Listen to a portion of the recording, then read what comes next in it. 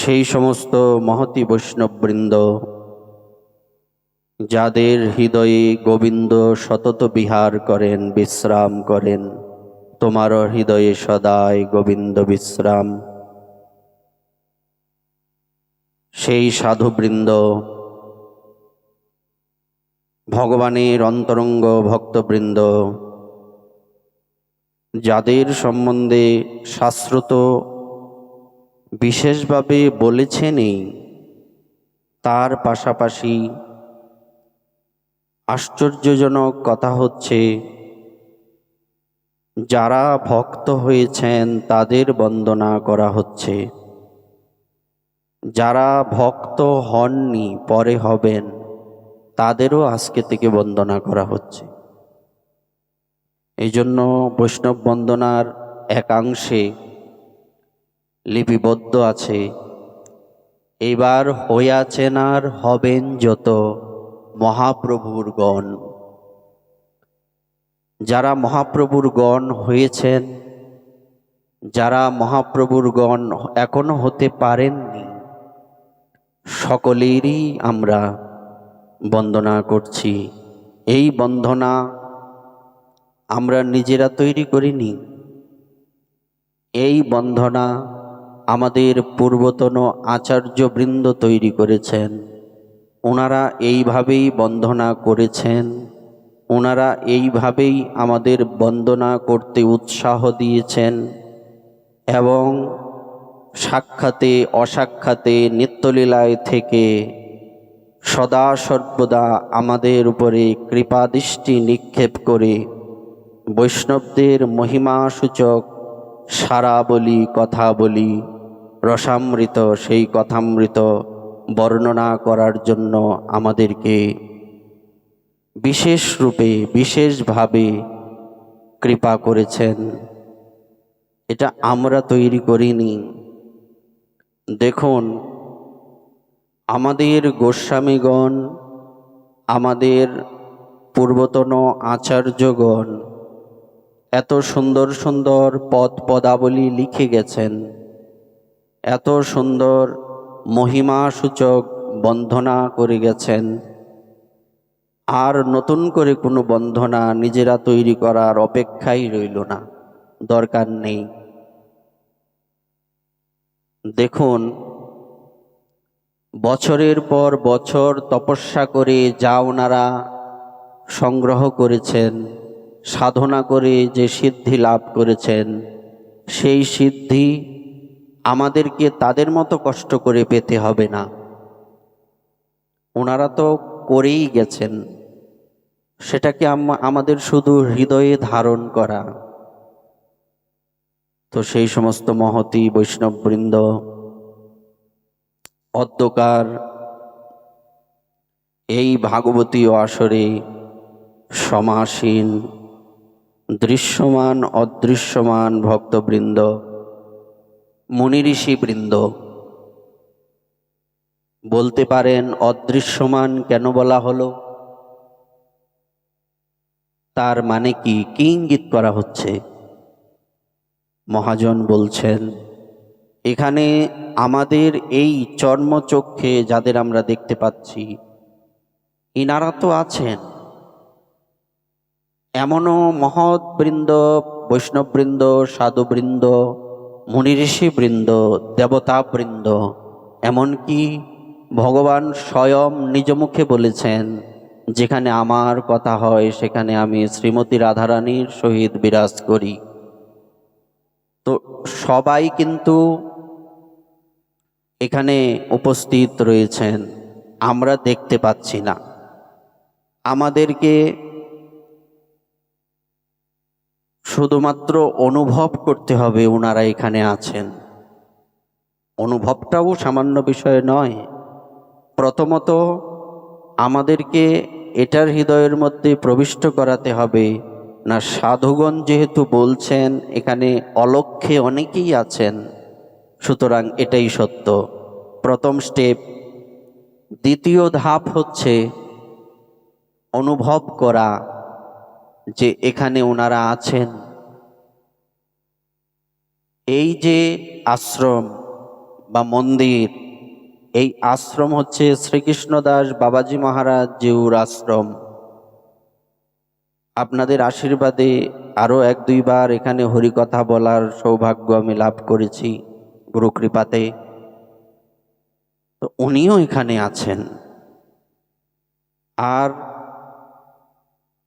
চোরের সাথে চোরের সম্বন্ধ থাকে, আর সাধুর সাথে সাধুর সম্বন্ধ থাকে। সাধু সাধুকে টেনে আনতে পারেন। বাবা সবসময় বলতেন, উকিল দেখলে মামলার কথা মনে হয়, ডাক্তার দেখলে রোগের কথা মনে হয়, আর সাধু দেখলে ভগবানের কথা মনে হয়। তাই শাস্ত্র বললেন, সাধু দর্শন মানে হচ্ছে অহোভাগ্য। অহোভাগ্য মানে কি? আমরা অনেক সময় আনন্দের অতিশয্যে এই শব্দ উচ্চারণ করি না, আহা বলিহারি। বলিহারি শব্দটা কি? বলিহারি হচ্ছে বলতে বলতে আমি হারিয়ে গেছি, আমি যে বলবো ওই ভাষা খুঁজে পাচ্ছি না, ভাষা হারিয়ে গেছে, এই জন্য শব্দটা বলছে বলিহারি। অহোভাগ্য সাধুগণের আগমন, বৈষ্ণবগণের আগমন। বৈষ্ণব বন্দনায় লিপিবদ্ধ আছে, গুরুদেবের বন্দনায় বর্ণনা করা হচ্ছে, একাকী আমার নাহি পায় বল হরিনাম সংকীর্তনে। হরিনাম তো আপনি ঘরে বসেই করতে পারেন, হরিনাম তো আপনি যে কোনো জায়গায় যে কোনো অবস্থায় বসে করতে পারেন, দাঁড়িয়ে করতে পারেন, কিন্তু হরিনামের আস্বাদন হবে না। যারা সাধু, যারা মহজ্জন, যাদের নামে রুচি হয়েছে, সেই সমস্ত ব্যক্তিগণ যেখানেই থাকুন না কেন, সেখানে উনি একা থাকুন, সঙ্গে থাকুন, আর যেভাবেই থাকুন, হরি নামের আস্বাদন উনার হতে থাকবে। কিন্তু আমরা কি? আমরা হলাম নবীন ভক্ত। আমরা হরিনাম একা করলে হরিনামের কৃপা হবে না, হরিনাম করলে হরিনামের প্রতি নিষ্ঠা আসবে না। হয় ঘুম আসবে, নয় নানা রকম চিন্তা আসবে, নতুবা নাম করতে গেলে ভুল হবে। হরে কৃষ্ণ হরে কৃষ্ণ একটানা বলতে বলতে হয়তো কৃষ্ণ একটা কম পড়ে গেছে, হরে একটা বেড়ে গেল, এই সব হয়ে যাবে। কিন্তু সাধু সঙ্গে যদি আমরা হরিনাম করি, এই যে বলা হয়েছে একাকী আমার নাহি পায় বল, সাধুর কাছে প্রার্থনা করা হচ্ছে, হে বৈষ্ণব, হে কৃপা সিন্ধু, হে করুণাময়, আমার পূর্ব জন্ম এবং এই জন্মের পূর্বতন সমস্ত পাপ অপরাধ আমাকে হরিনামে রুচি আনতে দিচ্ছে না। হরিনামে আমার রুচি নেই, নিষ্ঠা নেই। আপনারা কৃপা করুন যাতে হরিনামে আমার যথার্থ নিষ্ঠা আসে, যথার্থ রুচি হয়। দেখুন, দুর্ভাগ্য তো তখন হয় যখন আমরা সাধুদের কাছে গিয়ে জগতের কোনো কিছু কামনা করি। মাথায় একটু হাত দিন,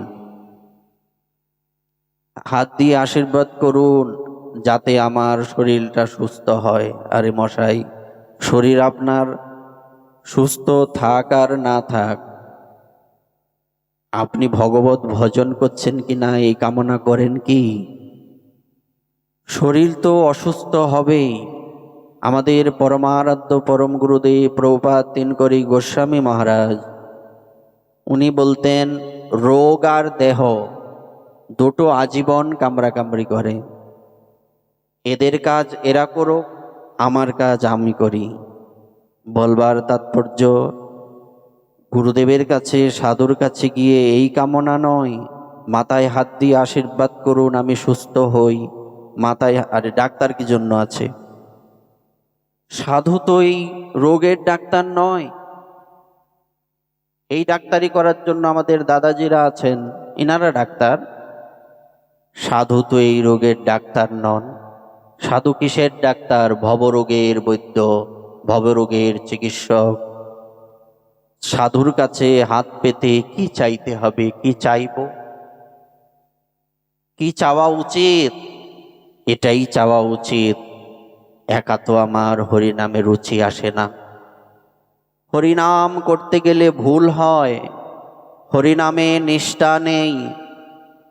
কখনো কখনো হরিনাম করতে ইচ্ছে করে না। আপনি তো ভগবানের নিজজন, আপনি কৃপা করে এই অধমকে একটু দৃষ্টিপাত করুন, একটু মুখে বলে দিন, একটু আপনার সঙ্গদানে কৃতার্থ করুন, যাতে আমার হরিনামে রুচি হয়, হরিনামে নিষ্ঠা হয়, তবে না কৃপা হবে। তাই সেই সমস্ত মহতি বৈষ্ণব বৃন্দ যারা এখানে অলক্ষ্যে থেকে আমাদের কৃপা করে যাচ্ছেন, সেই সমস্ত মহতি বৈষ্ণব বৃন্দের চরণে প্রণাম। তৎপশ্চাৎ কলিপাবনবতার শ্রীকৃষ্ণ চৈতন্য মহাপ্রভু, প্রেমাবতার নিত্যানন্দ প্রভু, গৌরানা ঠাকুর, সীতানাথ, গদাধর, শ্রীবাসাদি গৌর পরিকর গণের শ্রীচরণ কমল আমরা বন্দনা করছি। সর্বোপরি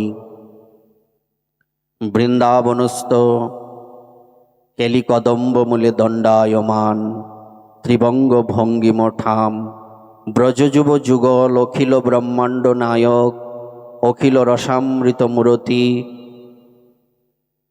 গোলক বিহারী শ্রী শ্রী রাধা মুরারি মোহন লালের শ্রীচরণ কমল বন্দনা করছি।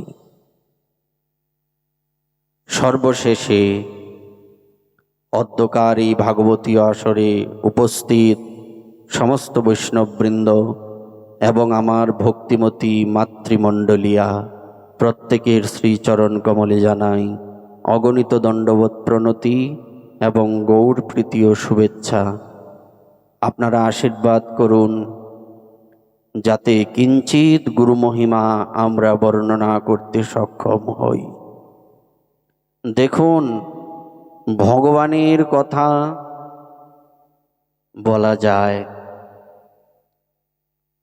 ভগবানের কথা বলতে অনেকেরই যোগ্যতা হয়, কিন্তু গুরু মহিমা সবার মুখে মানায় না,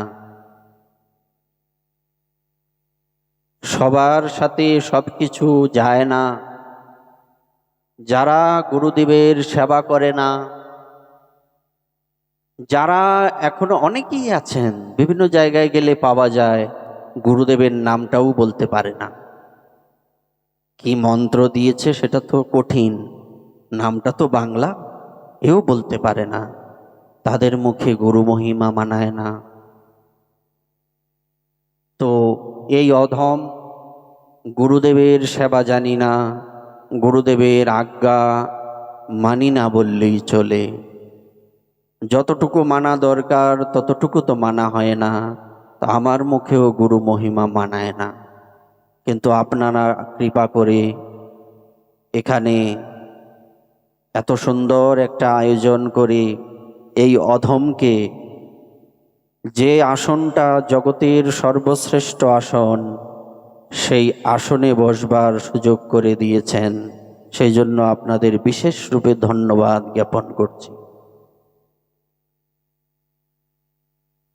ভগবানের তিথি যেহেন পবিত্র, বৈষ্ণবের তিথিও ওই রকমই পবিত্র। ভগবানের আবির্ভাব তিথিগুলি যেমন আমরা পালন করি, শ্রীকৃষ্ণের জন্মাষ্টমী, রাধাষ্টমী আদি, তেমনি গুরুদেবের যে, শুধু গুরুদেব বলতে শুধু নিজের গুরুদেব তো নয়, গুরুদেব বলতে সার্বজনীন গুরুদেব, সর্বজন বিদিত গুরুদেব। আপনার গুরুদেব আমার গুরুদেব, আমার গুরুদেব আপনার গুরুদেব, আলাদা তো কেউ নন। আলাদা কারা দেখে? যারা আমার মতো মূর্খ, গুরুতত্ত্ব জানে না, তারা আলাদা দেখবে। আপনারা তো ভক্ত, আপনারা আলাদা দেখেন না। যেমনি করে ভগবানের তিথিগুলি পালনীয়, তেমনি করে সাধুগুরু বৈষ্ণবগণের তিথিও বিশেষভাবে পালনীয়, বন্ধনীয়, স্মরণীয়। সাধুগণের জীবনী আমাদের একমাত্র পালনীয় জিনিস। দেখুন, ভগবানের কথা শ্রবণ কীর্তন করে আপনার আমার যতটুকু ভক্তি বা যতটুকু প্রেম জাগ্রত হবে, তার থেকে অধিকতর প্রেম জাগ্রত হবে যদি সাধুগুরু বৈষ্ণবগণের জীবনী কীর্তন করেন বা করা হয়। এই জন্যই তো সর্বাগ্রে গুরু বৈষ্ণব বন্দনা। কোথায় কৃষ্ণ, কোথায় মহাপ্রভু? শুরু কি দিয়ে হয়? জীবনের প্রথম শুরুই তো গুরু বন্দনা। জীবনের প্রথমের শুরুই তো বৈষ্ণব বন্দনা। গুরু বন্দনা, বৈষ্ণব বন্দনা করলে কি হয়? মহাজন বলছেন, সর্ববাঞ্ছা সিদ্ধি হয় যমবন্দ ছুটে, জগতে দুর্লভ হইয়া প্রেমধন লুটে, মনেরও বাসনা পূর্ণ অচিরাতে হয়। এই পাঁচটা হয় বৈষ্ণব বন্দনা, গুরু বন্দনা করলে। কি হয় দেখুন তো, কতগুলি জিনিস, হ্যাঁ, কতগুলি জিনিস প্রাপ্তি হচ্ছে। তো প্রেম প্রাপ্তির একমাত্র মাধ্যম প্রথমে সর্বাগ্রে সাধুদের জীবনী। কেননা ভগবান তো আমাদের অনুকরণীয় নন। ভগবানের জীবনী থেকে অনুকরণীয় অংশ খুব কম আছে, খুব কম। অনুসরণীয় সাধুদের জীবনী থেকে বেশিরভাগটাই অনুকরণীয়। কিছু কিছু বিষয় আছে অনুসরণীয়। আমি যদি আজকে হরিদাস ঠাকুর হতে চাই, হবে কি? 3 লক্ষ হরিনাম করব, মাসে 1 কোটি। এটা যদি কেউ হরিনাম করে আপত্তি নেই, করতেই পারেন। 3 লক্ষ হরিনামের ব্রত নিতে গেলে সেটা কয়দিন টিকবে সেটাও দেখার বিষয়। তো অনুকরণীয় জিনিস আর অনুসরণীয় জিনিসগুলি আমাদের বুঝতে হবে। তাই সাধুদের কথা, এই যে ভাগবত বলেন, ভাগবতের মধ্যে ভগবানের কথা কতগুলি আছে। প্রথম স্কন্ধ থেকে শুরু করে একদম সেই নবম স্কন্ধ পর্যন্ত, এর মধ্যে যদিও ভগবানের অবতারগণের কথা আছে, কিন্তু কৃষ্ণস্তু ভগবান স্বয়ং, ওনার কথা কোথায় আছে? দশম স্কন্ধে। বাকি যত কিছু আছে সব কিছুর মধ্যে সাধুদের কথা আছে, মুনি ঋষিদের কথা আছে, ভক্তবৃন্দের কথা আছে। যদি এমনটাই না হতো তবে সর্বাগ্রে সাধুদের কথা কেন বলা হতো? তাই মহাজন আমাদেরকে নির্দেশনা দিচ্ছেন। কি নির্দেশনা? কি করা উচিত আমাদের? না, সাধুদের কথা শ্রবণ করে করে আমাদের হৃদয়কে পবিত্র করার পরে ভগবানের কথার মধ্যে প্রবিষ্ট হতে হবে। নতুবা ভগবানের কথা, ভগবানের নাম আপনার আমার মধ্যে ক্রিয়া করবে না, শব্দমাত্র উচ্চারিত হবে। এজন্যই তো বলা হয়েছে কি, একাকী আমার নাহি পায় বল হরিনাম সংকীর্তনে।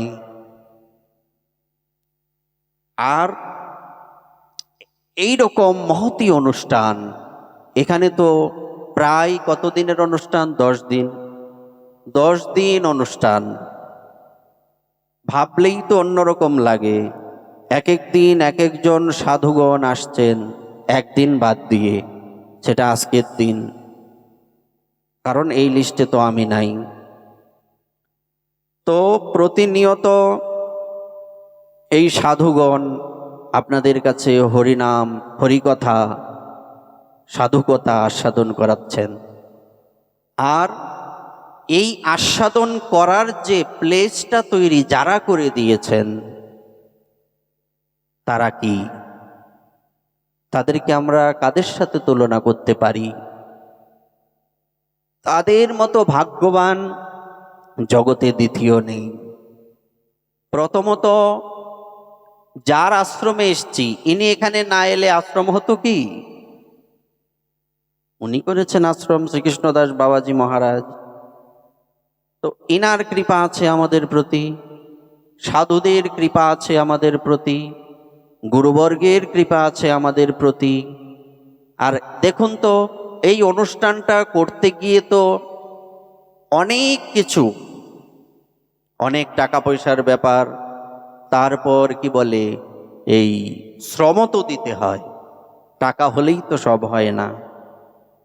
তো এই অনুষ্ঠানটা যারা পরিচালনা করছেন, যাদের মাথায় এই অনুষ্ঠান করার ইচ্ছে জেগেছে, যদিও প্রাসঙ্গিক কথা নয় তবুও বলতে হয়, আজকালকে বিভিন্ন জায়গায় মদ্য গাজার আসরের মধ্য থেকে বিভিন্ন জায়গায়, প্রত্যেকটা জায়গায় তো এই সমস্যা। এই এক টুকরো বৈকুণ্ঠের আস্বাদন, এটা কিন্তু বিশাল ব্যাপার। কারণ যেখানে মদ গাজার অনুষ্ঠান হয়, এটা তো অনুষ্ঠানই বলতে হবে, কিন্তু এইগুলি তো আমাদের পারমার্থিক কল্যাণের অনুষ্ঠান নয়, এইগুলি হচ্ছে আসরিক অনুষ্ঠান। তো যাদের মাথার মধ্যে এই সব চিন্তা আসে, তারা তো সবসময় সর্বাগ্রে, তারা সবসময় এই ভগবানের কথা, ভগবানের নাম, সাধুদের কথা শ্রবণ করতে করতে তাদের হৃদয়টা পবিত্র হয়েছে বলেই তারা করতে পেরেছেন। বাবা সবসময় বলতেন যে কোটি জন্মের সুকৃতি যদি পর্বতের সমান আকৃতি ধারণ করে তবেই সাধুসঙ্গ হয়। তো আমরা কি বলতে পারি না আমাদের সুকৃতি সঞ্চয় হয়েছে? কার কৃপায়? এটা আলাদা বিষয়। সুকৃতি কিঞ্চিত না কিছু না কিছু সঞ্চয় হয়েছে। আবার আরেকটা দিক আছে, সেটা হচ্ছে একটা দিকে সুকৃতি সঞ্চয় হয়েছে, আরেকটা দিকে সুকৃতি না থাকলেও তো সাধুগণ কৃপা করে যাচ্ছে।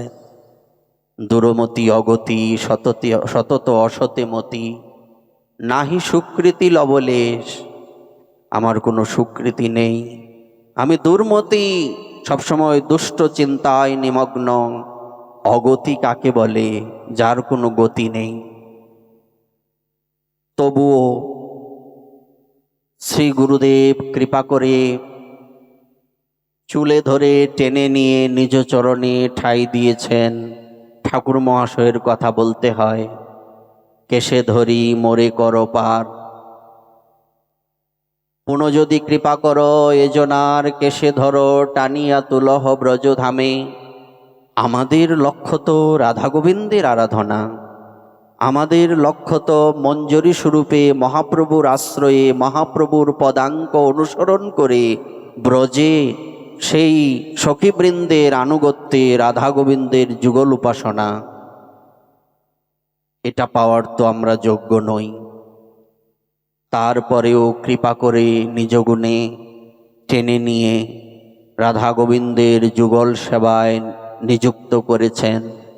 কোনো যোগ্যতা নেই, কোনো শক্তি নেই, কোনো সামর্থ্য নেই, কিছুই তো নেই। কি আছে? সব তো পূর্ব জন্ম এবং এই জন্মের পাপ অপরাধের মধ্যে ডুবে গেছে, হারিয়ে গেছে। এটা হচ্ছে প্রাপ্তি। শ্রী গুরুদেব কৃপা না করলে আর কে কৃপা করবেন? কে আরো করিবে দয়া পতিত দেখিয়া? পতিত দেখিয়া কে বা উঠিবে কাঁদিয়া? কেউ তো নাই। সে যে নিত্যানন্দের ভাবাকৃতি, এমন মনে হচ্ছে না না না, নিতাই চাঁদকে তো আমরা দেখিনি, নিতাই চাঁদকে সাক্ষাতে পাইনি। নিতাই চাঁদ আমাদের কাছে কে? কে নিতাই? কৃতপাপী দুরাচারী পতিত পাষণ্ডী প্রাণে না মারিল কারে, হরিনাম দিয়া হৃদয় সদিল যাচি গিয়া ঘরে ঘরে। বাবা যখন বাংলাদেশে আসতেন, বিভিন্ন জায়গায়, এখানেও এসছেন কতবার, ভক্তরা এসে ধরতেন, বাবা একটু আমার ঘরে চরণধুলি দিন। কোনো বাড়িতে না করতে শুনেছেন? দেখেছেন কি? সিরিয়ালে যাকে পাওয়া যাওয়ার কথা নয়,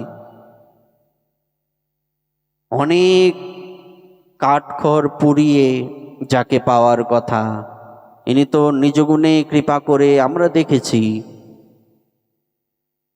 বাবার সবচেয়ে বেশি শিষ্য যেখানে যেখানে, তার মধ্যে একটা আছে মোহনগঞ্জ, নেত্রকোনা। ওখানে বাবার সাথে সাথেই, বাবা আমার ঘরে আসুন, শতাধিক ঘরে উনি গেলেন, কোনো বাড়িতে তো না করলেন না, ঘরে ঘরে গিয়েই কৃপা করছেন। নিষ্কপটে নির্দ্বিধায় প্রত্যেককে চরণ ধুলি দিচ্ছেন। চরণ স্পর্শ করো না কাউকে বলতে শুনেছেন? আমরা হয়তো কখনো বলেছি, বাবাকে তো বলতে শুনিনি। তো এই মহিমা, এই গরিমা, এই মধুরিমা আর কে দেবেন? আর কোথায় পাবো? আসলেই কেউ কৃপা করার নেই। আজ আমরা দুঃখী, আজ আমরা শোকাহত, আজ আমরা যন্ত্রণায় জ্বলছি। হ্যাঁ, বলতে পারেন গুরুদেব তো কোথাও যান না, উনি থাকেন, আছেন, ছিলেন, থাকবেন, অনুভবী জন বুঝতে পারেন। কিন্তু আমার মতো মূর্খ কি বুঝবে? সাক্ষাতে গুরুদেব থাকার পরেও যার ভক্তি জাগ্রত হয় না, অসাক্ষাতে ভক্তি জাগ্রত হবে কি? হবে তো না। তো আজকে আমরা দুঃখী কেন? বলছে জীবনের সবচেয়ে বড় দুঃখ কি? সবচেয়ে বড় দুঃখ হচ্ছে শ্রী গুরুদেবের সেবা করতে না পারা, সাধুগণের সেবা করতে না পারা। সাধুগণের কথা কি বলবেন? সাধু সেবার কথা কি বলবেন? কত কত সাধু, গুরু, বৈষ্ণব, গোস্বামী, বাবাজি যারাই বলেন না কেন, আমাদের শ্রী গুরুদেবের সেবিত শ্রী শ্রী রাধা মুরারি মোহন কুঞ্জের মহাপ্রসাদ প্রাপ্তি হয়নি এমন সাধুগুরু বৈষ্ণব জগতে বিরল, পাওয়া যায় না। আমরা শাস্ত্র থেকে জানি ভক্তদের, সাধুদের জীবনীতে আছে, সাধু সেবা দিতে না পেরে ঘরের দরজা জানালা খুলে নিয়ে বিক্রি করে সাধু সেবা দিতে, এরম ইতিহাস আছে। কিন্তু ব্যাংক থেকে লোন তুলে সাধু সেবা দেওয়ার ইতিহাস কোথায় আছে? রাজশাহী খেতড়ি ধামে বাবার উৎসবে, সেখানে বৈষ্ণবপদ বাবাজি মহারাজ উপস্থিত ছিলেন। ওনার মুখের কথাটা উনি বলছিলেন, উনি যেরকম সাধু সেবা দিয়েছেন সেই সাধু সেবা আমরা সচরাচর গ্রন্থেও খুঁজে পাই না। চিন্তা করুন সাধু সেবা কাকে বলে। আর জীবনে কোনোদিন ওনাকে কারো নিন্দা করতে শুনিনি। সাধুদের সবচেয়ে বড় বৈশিষ্ট্য, সবচেয়ে বড় মাহাত্ম্য কি? অনিন্দুক। এই অনিন্দুক ভাবনাটা ওনার মধ্যে সর্বোপরি দেখেছি। বলতে পারেন নিজের গুরুদেব তাই বলছো, বললেই আমার লাভ কি আর না বললেই ক্ষতি কি? সাধুর মহিমা তাই বলা। ওনারই বা বললে কি আসবে যাবে, না বললে কি আসবে যাবে? অনিন্দুক। কারো নিন্দা কেউ করলে উনি বিরক্ত হতেন, নিন্দা করছো, যেমন আমাদের পরম গুরুদেব বলতেন, যে ব্যক্তি অন্যের নিন্দা করে তার হরিনাম করলে যেই কথা, না করলে একই কথা। সুতরাং অনিন্দুক ভাবনাটা সচরাচর সাধুদের মধ্যে দেখা যায় না। আপনারা এখানে অনেকেই আমার থেকে অনেক সিনিয়র, বয়সে ভজনে অভাব নেই, তো আপনারা তো জানেনই, তারপরও বলতে হয়, বলছি। বৃন্দাবন, নবদ্বীপ, পুরী, বাংলাদেশ সব জায়গায় অনেক অনেক সাধু দেখা যায়, কিন্তু অনিন্দুক সাধু পাওয়া কষ্ট। কিছু না কিছু নিন্দা করে এমন পাওয়া যায়। আর কাউকে আলাদা তো দেখেননি উনি, কে আমার শিষ্য, কে আমার শিষ্য নয়, এই ভাবনা ওনার মধ্যে কোনোদিন ছিল না। উনি বলতেন যে যার কপালে তিলক, গলায় মালা দেখবে, সেই তোমার গুরু ভাই। যদি আমরা আরো উপরে যাই, এই পৃথিবীতে যারা যারা আমরা আছি, সমস্ত জীব সকল প্রত্যেকেই ভগবানের সন্তান কিনা, এই দিক বিচার করলে আমরা তো সব ভাই বোন, বাবা সব সময় বলতেন। তাই একজন সাধু যিনি কৃপা করার জন্য পৃথিবীতে অবতীর্ণ হয়েছেন, সেই সাধুর মধ্যে যে গুণগুলি, আর কয়জন সাধুকেই বা আমরা পেয়েছি। বৃন্দাবনে অনেক অনিন্দুক সাধু আমি দেখেছি, আপনাদের আশীর্বাদে সাধু আছেন, কিন্তু যাকে সামনে থেকে দেখেছি, এইগুলি মহিমাগুলি একটু বর্ণনা করার চেষ্টা আর কি। তো এই যে বর্তমান সমাজে তো আমাদের সনাতন ধর্মের সবচেয়ে বড় সমস্যাগুলির মধ্যে একটা সমস্যা হচ্ছে, এই সনাতনীর আমরা স্বজাতি বিদ্বেষী। শব্দটা ভালো করে মনে রাখতে হবে, শুনতে হবে।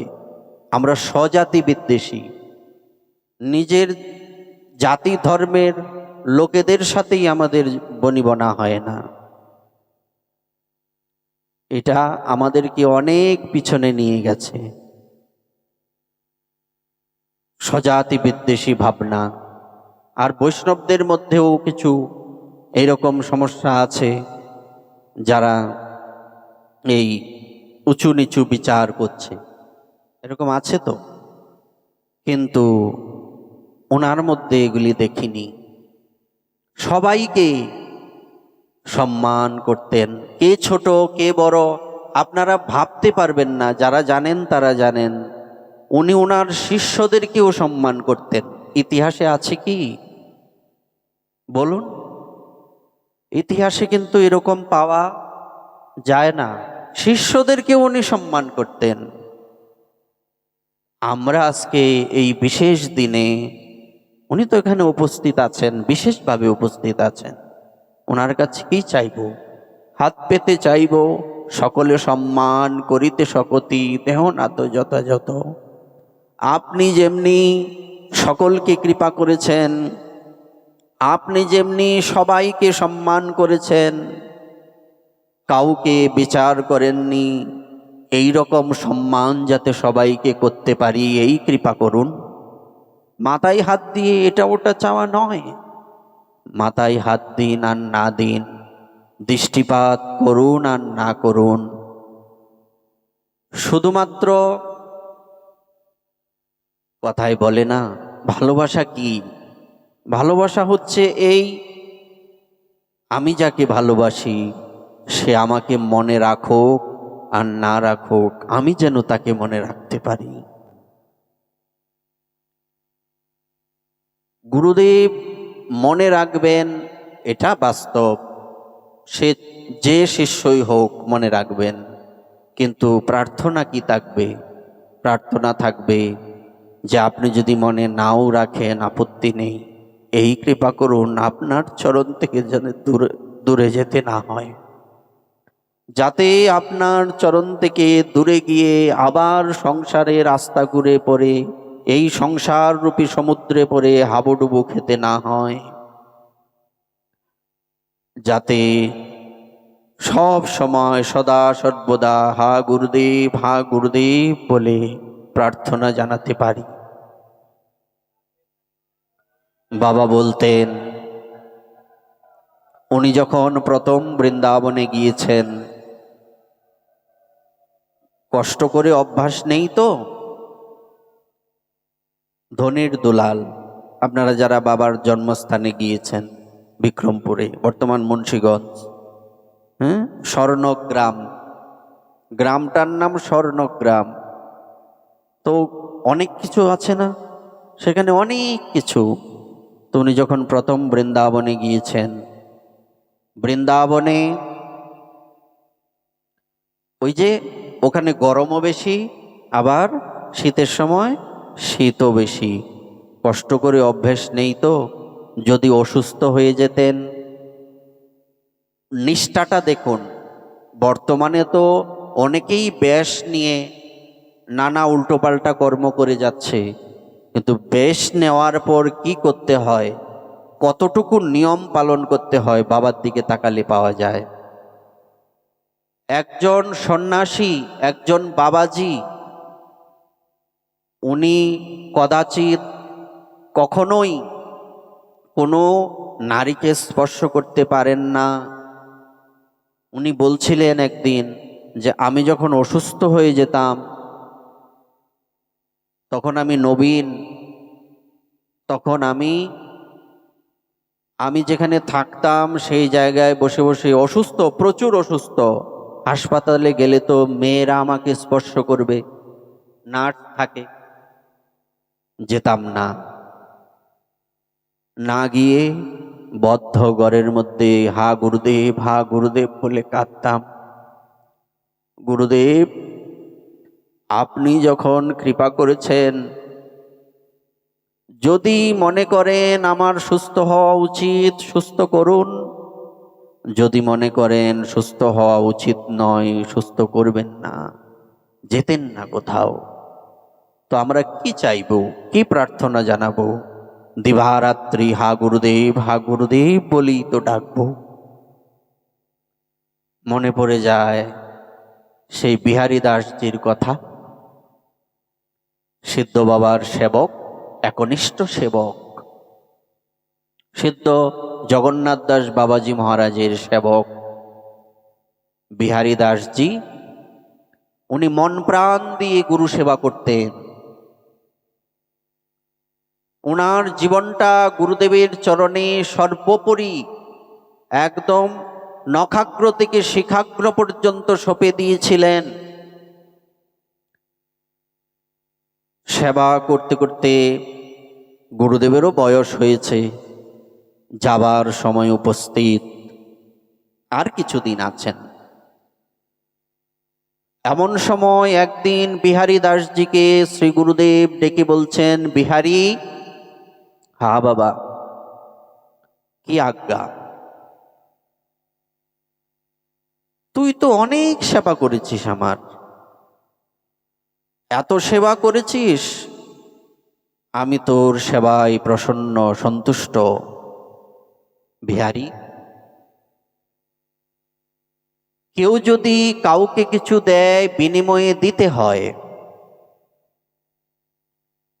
তুই শুধু আমাকে দিয়েই গেলি, আমি তো তোকে কিছু দিতে পারলাম না। বিহারী দাসজি বলছেন, গুরুদেব, আমি যদি অনন্তকালও আপনার সেবা করে যাই, চক্ষুদান দিলা যে এই জন্মে জন্মে প্রভু সেই, অন্য কথা তো বাদ দিন, শুধুমাত্র আপনি যে কৃপা করে কৃষ্ণ নামে আমাকে দীক্ষা দিয়েছেন, এই একটা ঋণের শোধই তো হবে না। আরও যে কি করেছেন তা তো বলার অপেক্ষা নেই। তবুও বিষয়টা কেমন না, তোকে আমি কিছু দিতে পারিনি। আচ্ছা যা, আজকে বল তুই আমার কাছে কি চাস, যা চাইবি তাই পাবি। আর শোন, আমারও তো যাবার সময় হয়েছে, আর বেশি দিন আমি থাকবো না। শোন, আমি যেদিন চলে যাব, সেদিন আমি একা যাব না, সেদিন গৌর আমাকে নিতে আসবে। যেদিন গৌর আমাকে নিতে আসবে সেদিন গৌরকে আমি বলবো, গৌর, ছেলেটা খুব সেবা করেছে আমার, এত সেবা করেছে তোমাকে বলে শেষ করতে পারবো না, তুমি তাকে এক গাড়ি টাকা দিয়ে দিও। কারণ দরিদ্র তো, কিছু নেই। বিহারী দাসজি নিস্তব্ধ হয়েছিলেন। মুখ খুলে সম্বিত ফিরে পেয়ে বললেন, গুরুদেব,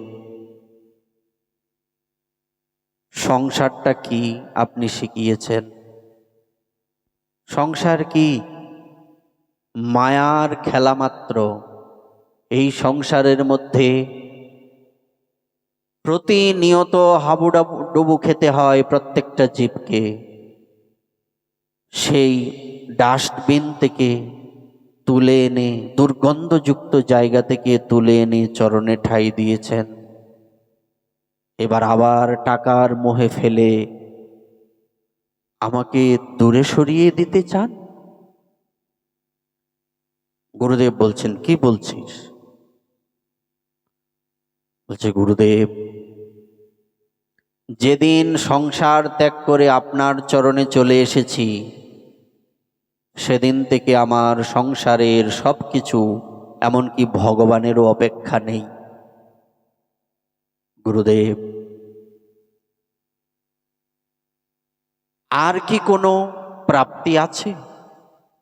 বলছে, শোন, গৌরকে বলবো টাকা দিতে, এক গাড়ি টাকা, অনেক টাকা হবে না, তোর জন্য হয়ে যাবে না? আর তবে একটা এখানে বিষয় আছে, সেটা হচ্ছে, যদি টাকা চাস তবে গৌর পাবি না, আর গৌর পেলে এক গাড়ি টাকা পাবি না। তুই বল কি চাস? বিহারী দাসজি কাঁদতে কাঁদতে বলছেন, গুরুদেব, ভজনের ভ জানতাম না, কিছুই তো বুঝতাম না, মৃদঙ্গ বাজাতে জানতাম না, আপনি কৃপা করে শিখিয়েছেন। বাংলা পড়তে পারতাম না, বিহারী দাসজি তো বাংলাভাষী নন, আপনার কৃপাতে বাংলা শেখা হলো। কি করেননি আমার জন্য? সবই তো করলেন। তবে জীবনের এই অন্তিম সময়ে আপনার কাছে আমার একটাই প্রার্থনা, আপনি বলছেন না আমি কিছু চাইনি আপনার থেকে? হ্যাঁ, আজকে চাইব, যা চাই তা দেবেন? তোর বিশ্বাস হয় না আমি দিতে পারি? অবশ্যই দিতে পারেন, কিন্তু যা চাই তাই দেবেন কিন্তু। হ্যাঁ, তাই দেব, বল কি চাস? গুরুদেব, যেদিন গৌর আপনাকে নিতে আসবে সেদিন আপনি বলছেন আমাকে গৌর এক গাড়ি টাকা দেবে। এক গাড়ি টাকা তো আমার চাই না, আমার গৌরকেও চাই। কি বলছিস? গৌরকে চাই না মানে? বাবা, গৌরকে আমি তো চিনি না, নিতাই চাঁদ কি জিনিস আমি তো জানি না, আমি তো তাদের দেখিনি। আমি নিতাই গৌরের স্বরূপ আপনাকেই পেয়েছি। তাই গুরুদেব, যদি দিতে হয় এই কৃপা করুন, টাকা তো আমার দরকার নেই, গৌরকেও দরকার নেই। আপনি যেখানেই থাকবেন, যে অবস্থাতেই থাকবেন, আমি যেন অনন্তকাল আপনার চরণে পড়ে আপনার সেবা করতে পারি।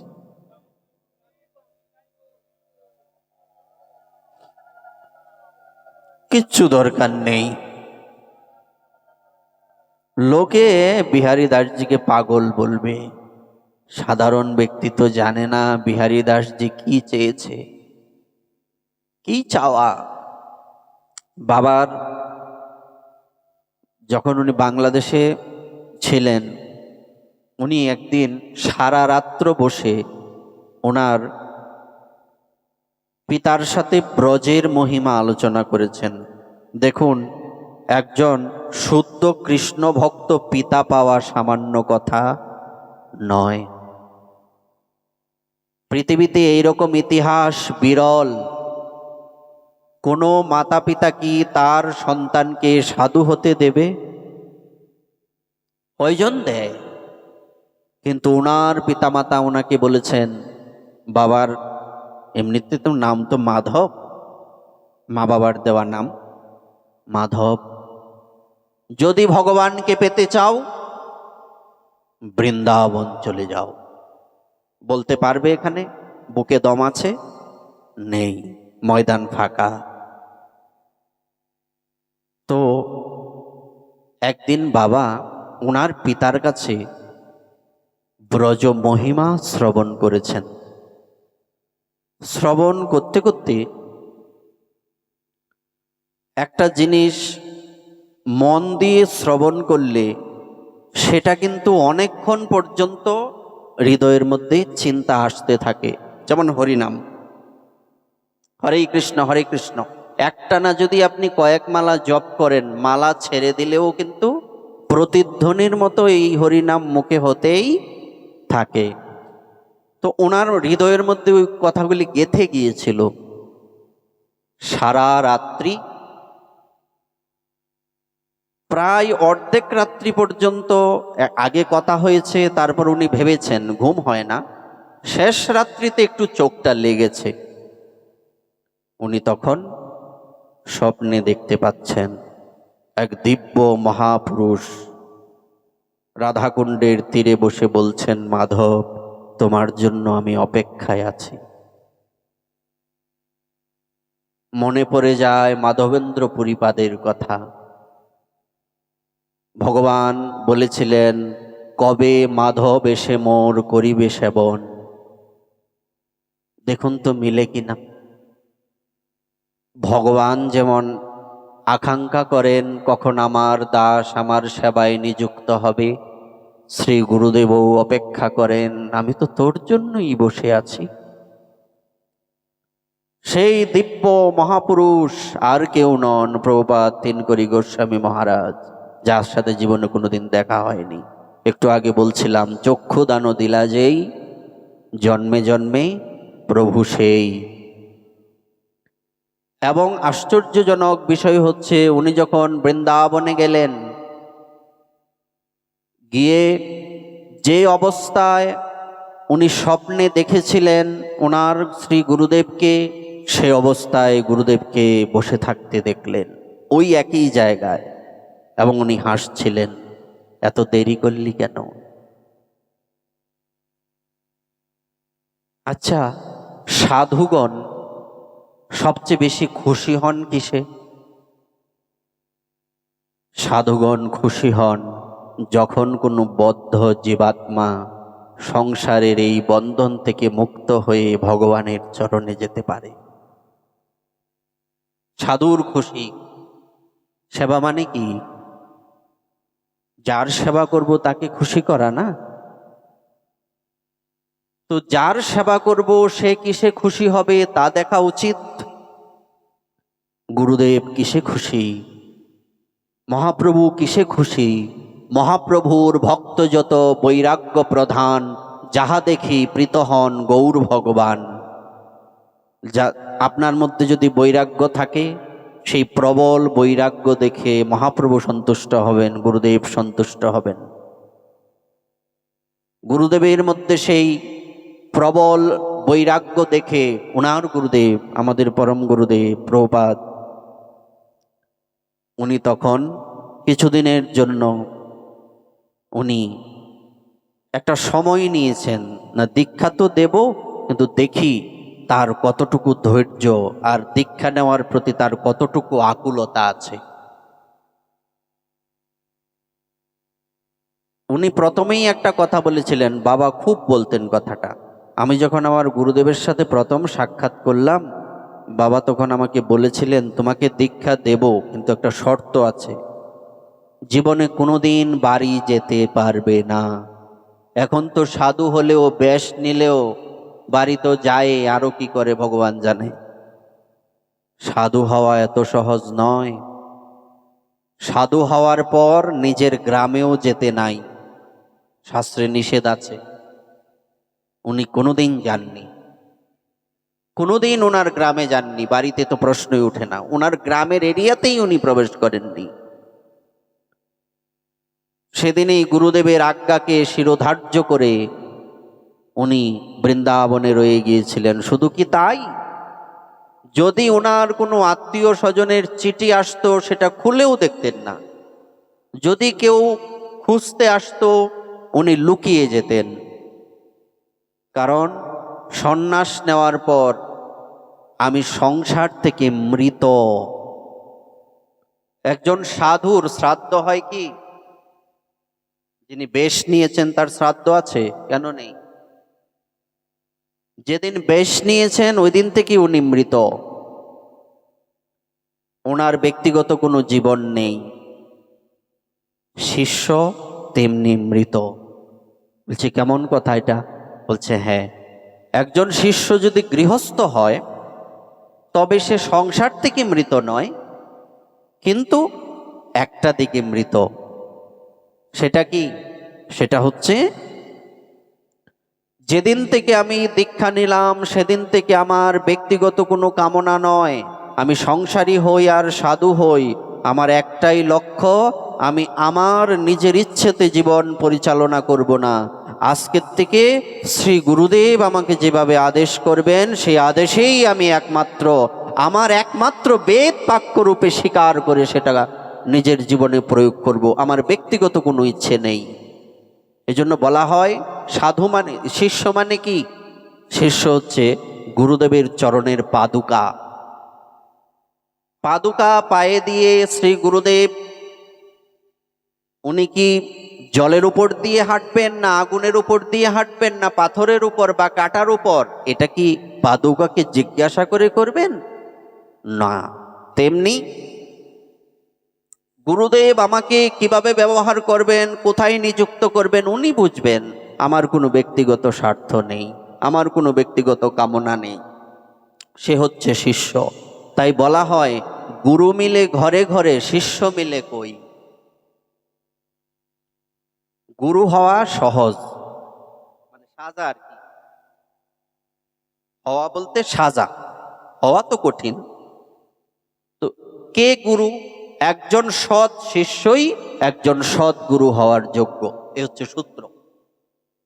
যার গুরুগত প্রাণ নাই, যে ব্যক্তি গুরুগত প্রাণ হতে পারেনি, সে কখনোই গুরু হতে পারবে না। আজ পর্যন্ত আমরা যত যত সাধু মহাপুরুষগণের জীবনী দেখেছি, পড়েছি, শুনেছি, ওনারা প্রত্যেকেই গুরুদেবের চরণে সর্বস্ব সমর্পণ করে তারপরে ভগবানকে লাভ করে ধন্য হয়েছেন। তার মধ্যে একজন হচ্ছেন আমাদের শ্রী গুরুদেব। গুরুগত প্রাণ। কথায় কথায় গুরুদেবকে প্রণাম, কতক্ষণ পর পর গুরুদেবকে প্রণাম। বাবা, কখনো কখনো বলতাম না যে বাবা এটা আশীর্বাদ করুন, বাবা এই এখন কি করা উচিত? বাবাকে যদি জিজ্ঞাসা করতাম তখন বাবা বলতেন আশীর্বাদ বুঝি না, দাদুর কাছে বলো, যাও দাদুর কাছে গিয়ে চাও। উনি খুব মানে মানে হৃদয় নিংড়ানো একটা কথা আছে না, উনি ওনার গুরুদেবের কথা যখন বলতেন, ওনাকে দেখেছি যে উনি কতটুকু আনন্দ আর কতটুকু ভালোবাসা নিয়ে বলতেন। ওনার প্রণাম করার সিস্টেমটাই তো অন্যরকম। এমনভাবে হাতটা গুরুদেবের আমরা তো প্রণাম ঠাস করে উঠে যাই, কিন্তু ওনাকে এমনটা দেখিনি। একদম হাতটা আস্তে করে আলতো করে গুরুদেবের চরণে ছোঁয়াতেন। আমি এই রকম প্রণাম করতে কাউকে দেখিনি। কয়জনকেই বা দেখেছি এই জীবনে, মানে যাদের দেখেছি তাদের বলছি।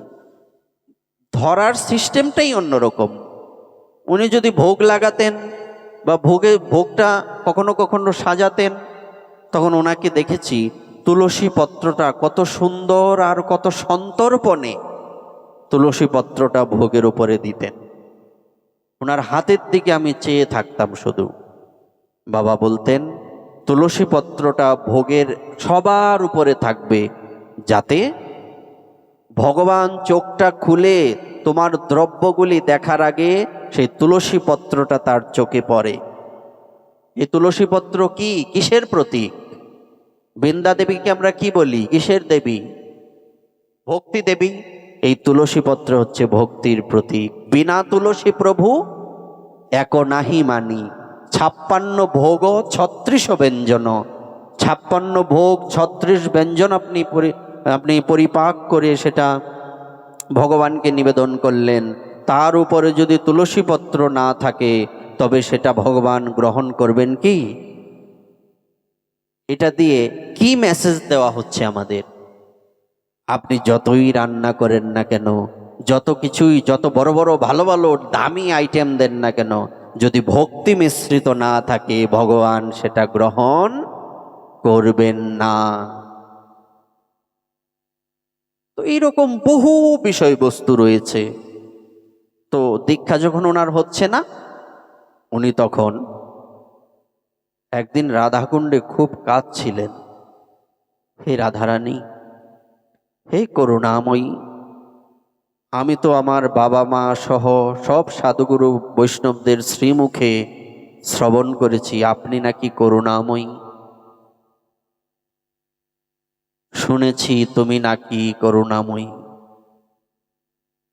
আমার মনে হয় কোনো না কোনো ভুল, কোনো না কোনো অপরাধ বিশেষভাবে রয়েছে, যেই জন্য শ্রী গুরুদেব আমাকে দীক্ষা দিচ্ছেন না, ওনার চরণে ঠাঁই দিচ্ছেন না। হে প্রাণেশ্বরী, তুমি আমাকে কৃপা করো, যাতে শ্রী গুরুদেবের চরণে আমার রতি ভক্তি হয়। সাধুদের জীবনের সাথে মিলান্ত, এটা কেমন কথা হলো? রাধাকুণ্ডে কেঁদে আমি রাধারানীর চরণ চাইতে পারি, গুরুদেবের সাথে কি মতলব? দৃষ্টান্ত অ্যাভেলেবেল, অভাব নেই, বহু আছে। ধ্রুব প্রহ্লাদ আদি ভক্তগণ ভগবানের কোলে বসে গুরু সেবা চাইছে, তেমনি রাধাকুণ্ডে গড়াগড়ি দিয়ে রাধাকুণ্ডের তীরে ক্রন্দন করে শ্রী গুরুদেব চাচ্ছিলেন যাতে ওনার শ্রী গুরুদেব ওনাকে কৃপা করেন।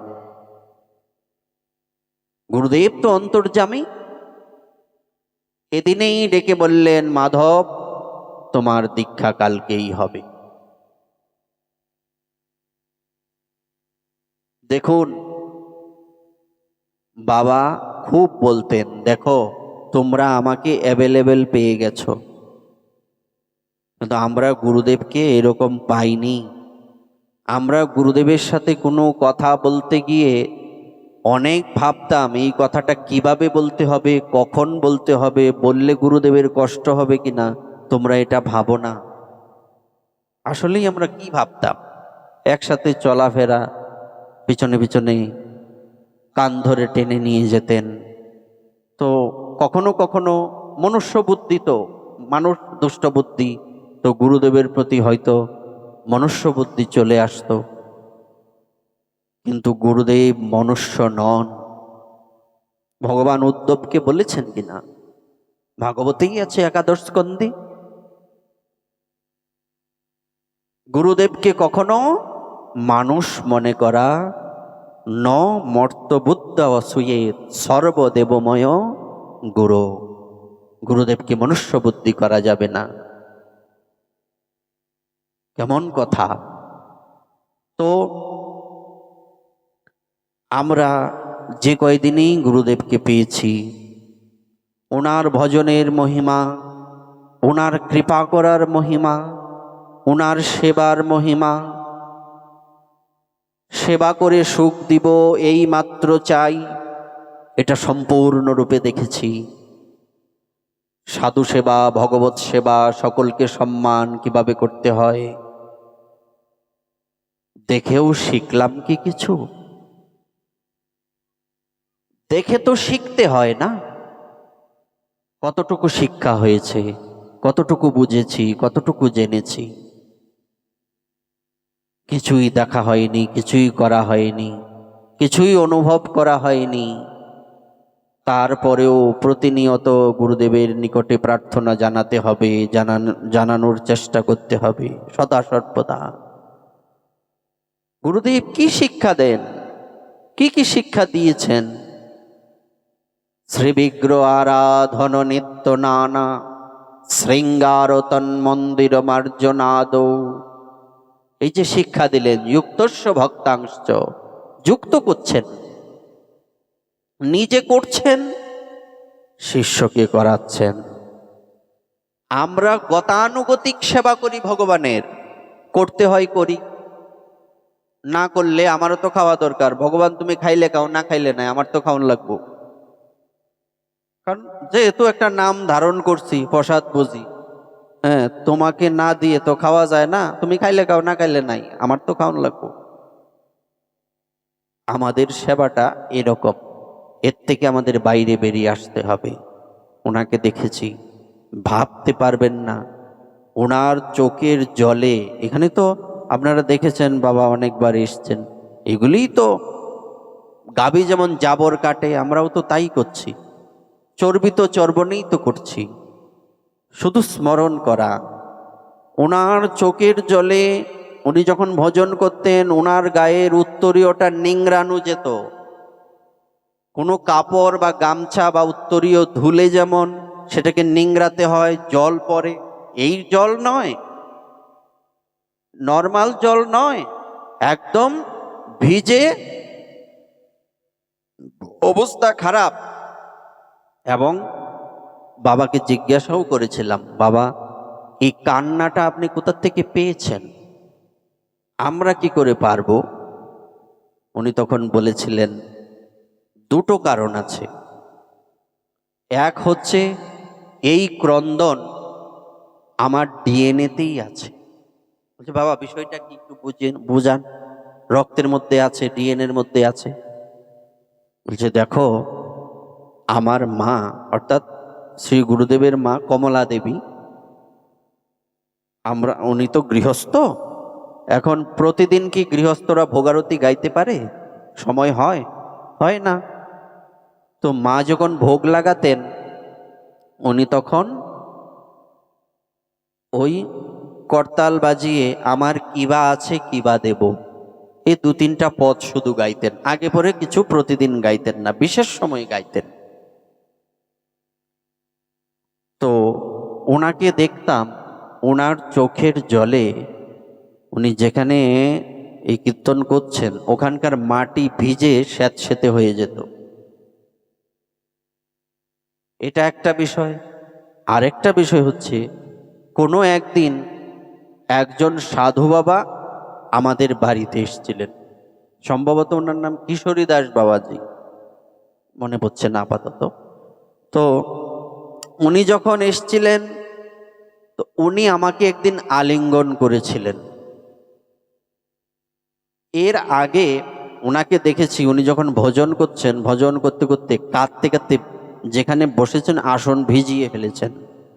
তো ওই সময় আমি যখন গিয়ে প্রণাম করলাম, তখন উনি আমাকে আলিঙ্গন করেছিলেন। ওই দিনের পর থেকে আমার প্রেমটা এরকম হয়ে গেছে। কি শিখলাম এটা দিয়ে আমরা?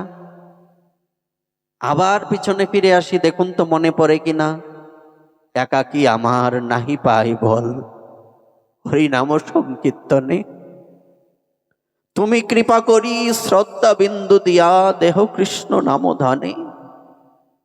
আমার তো একা কৃষ্ণ নামে রুচি আসে না, আশীর্বাদ করো যাতে আমার কৃষ্ণ নামে রুচি হয়।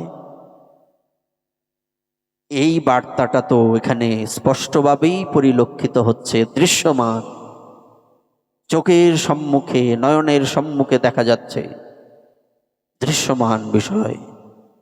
সাধু কৃপা বিনা নাহিক উপায়, মায়ারে করিয়া জয় ছাড়ানো না যায়, সাধু কৃপা বিনা নাহিক উপায়। অদোষ দরশী প্রভু পতিত উদ্ধার। হে ভক্তবৃন্দ, হে শ্রী গুরুদেব, হে বৈষ্ণব, আমার ভেতরে তো দোষের অভাব নেই, আমার মধ্যে সকল দোষের আকর, তুমি তো গুণের সাগর, আমি যদি পতিত হই তুমি তো পতিত পাবন। যেমনি করে এক ব্যক্তি, এক ব্রাহ্মণ ছেলে এক চণ্ডালীকে বিয়ে করে সমাজচ্যুত হয়েছে, তৎকালীন সময়ে সমাজচ্যুত হয়ে গেলে তাকে ভিক্ষাও কেউ দিত না। থালা হাতে নিয়ে পাশে বসে আছে, কাঁদছে, আমি পতিত, আমি পতিত, আমাকে কিছু দিন। কড়া নিয়ম ছিল তখন। এক সাধু হেঁটে হেঁটে যাচ্ছেন। কি বলছে, কি বলছো তুমি? বলছে আমি পতিত, আমাকে কিছু দিন। তুমি সত্যি পতিত?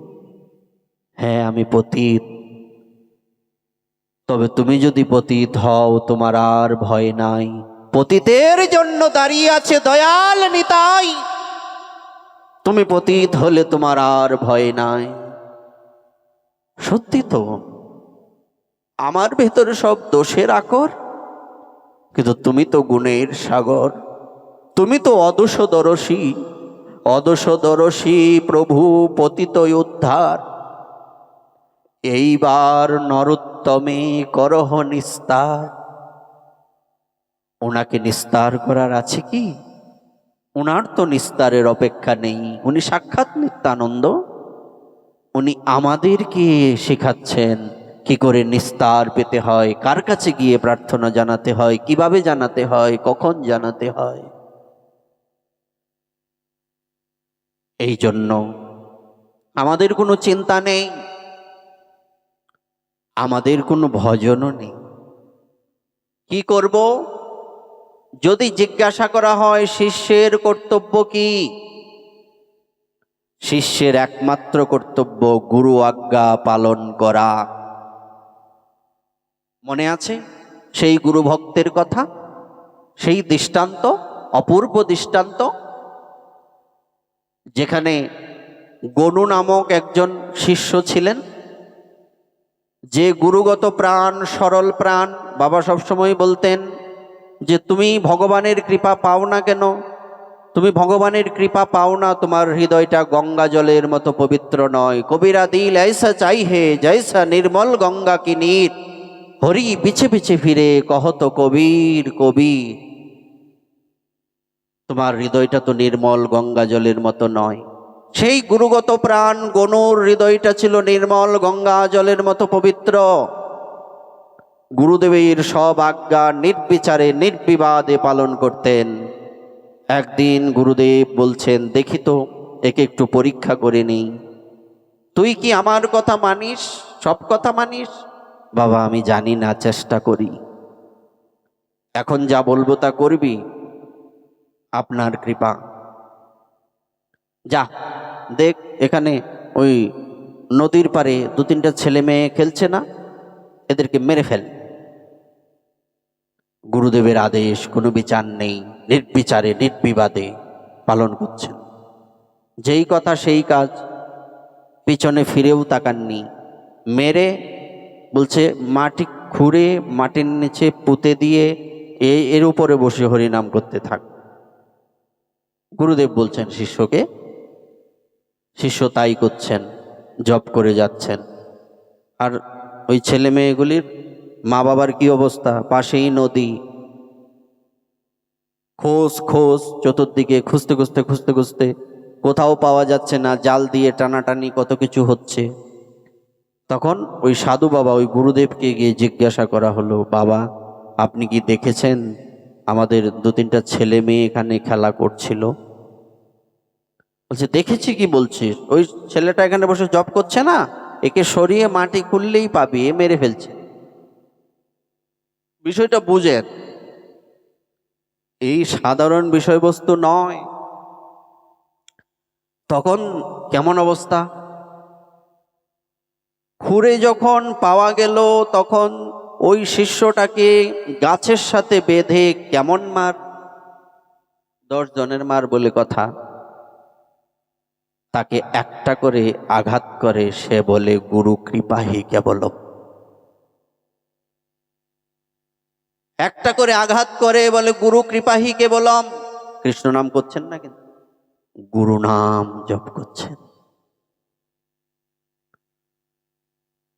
প্রায় মরমর অবস্থা।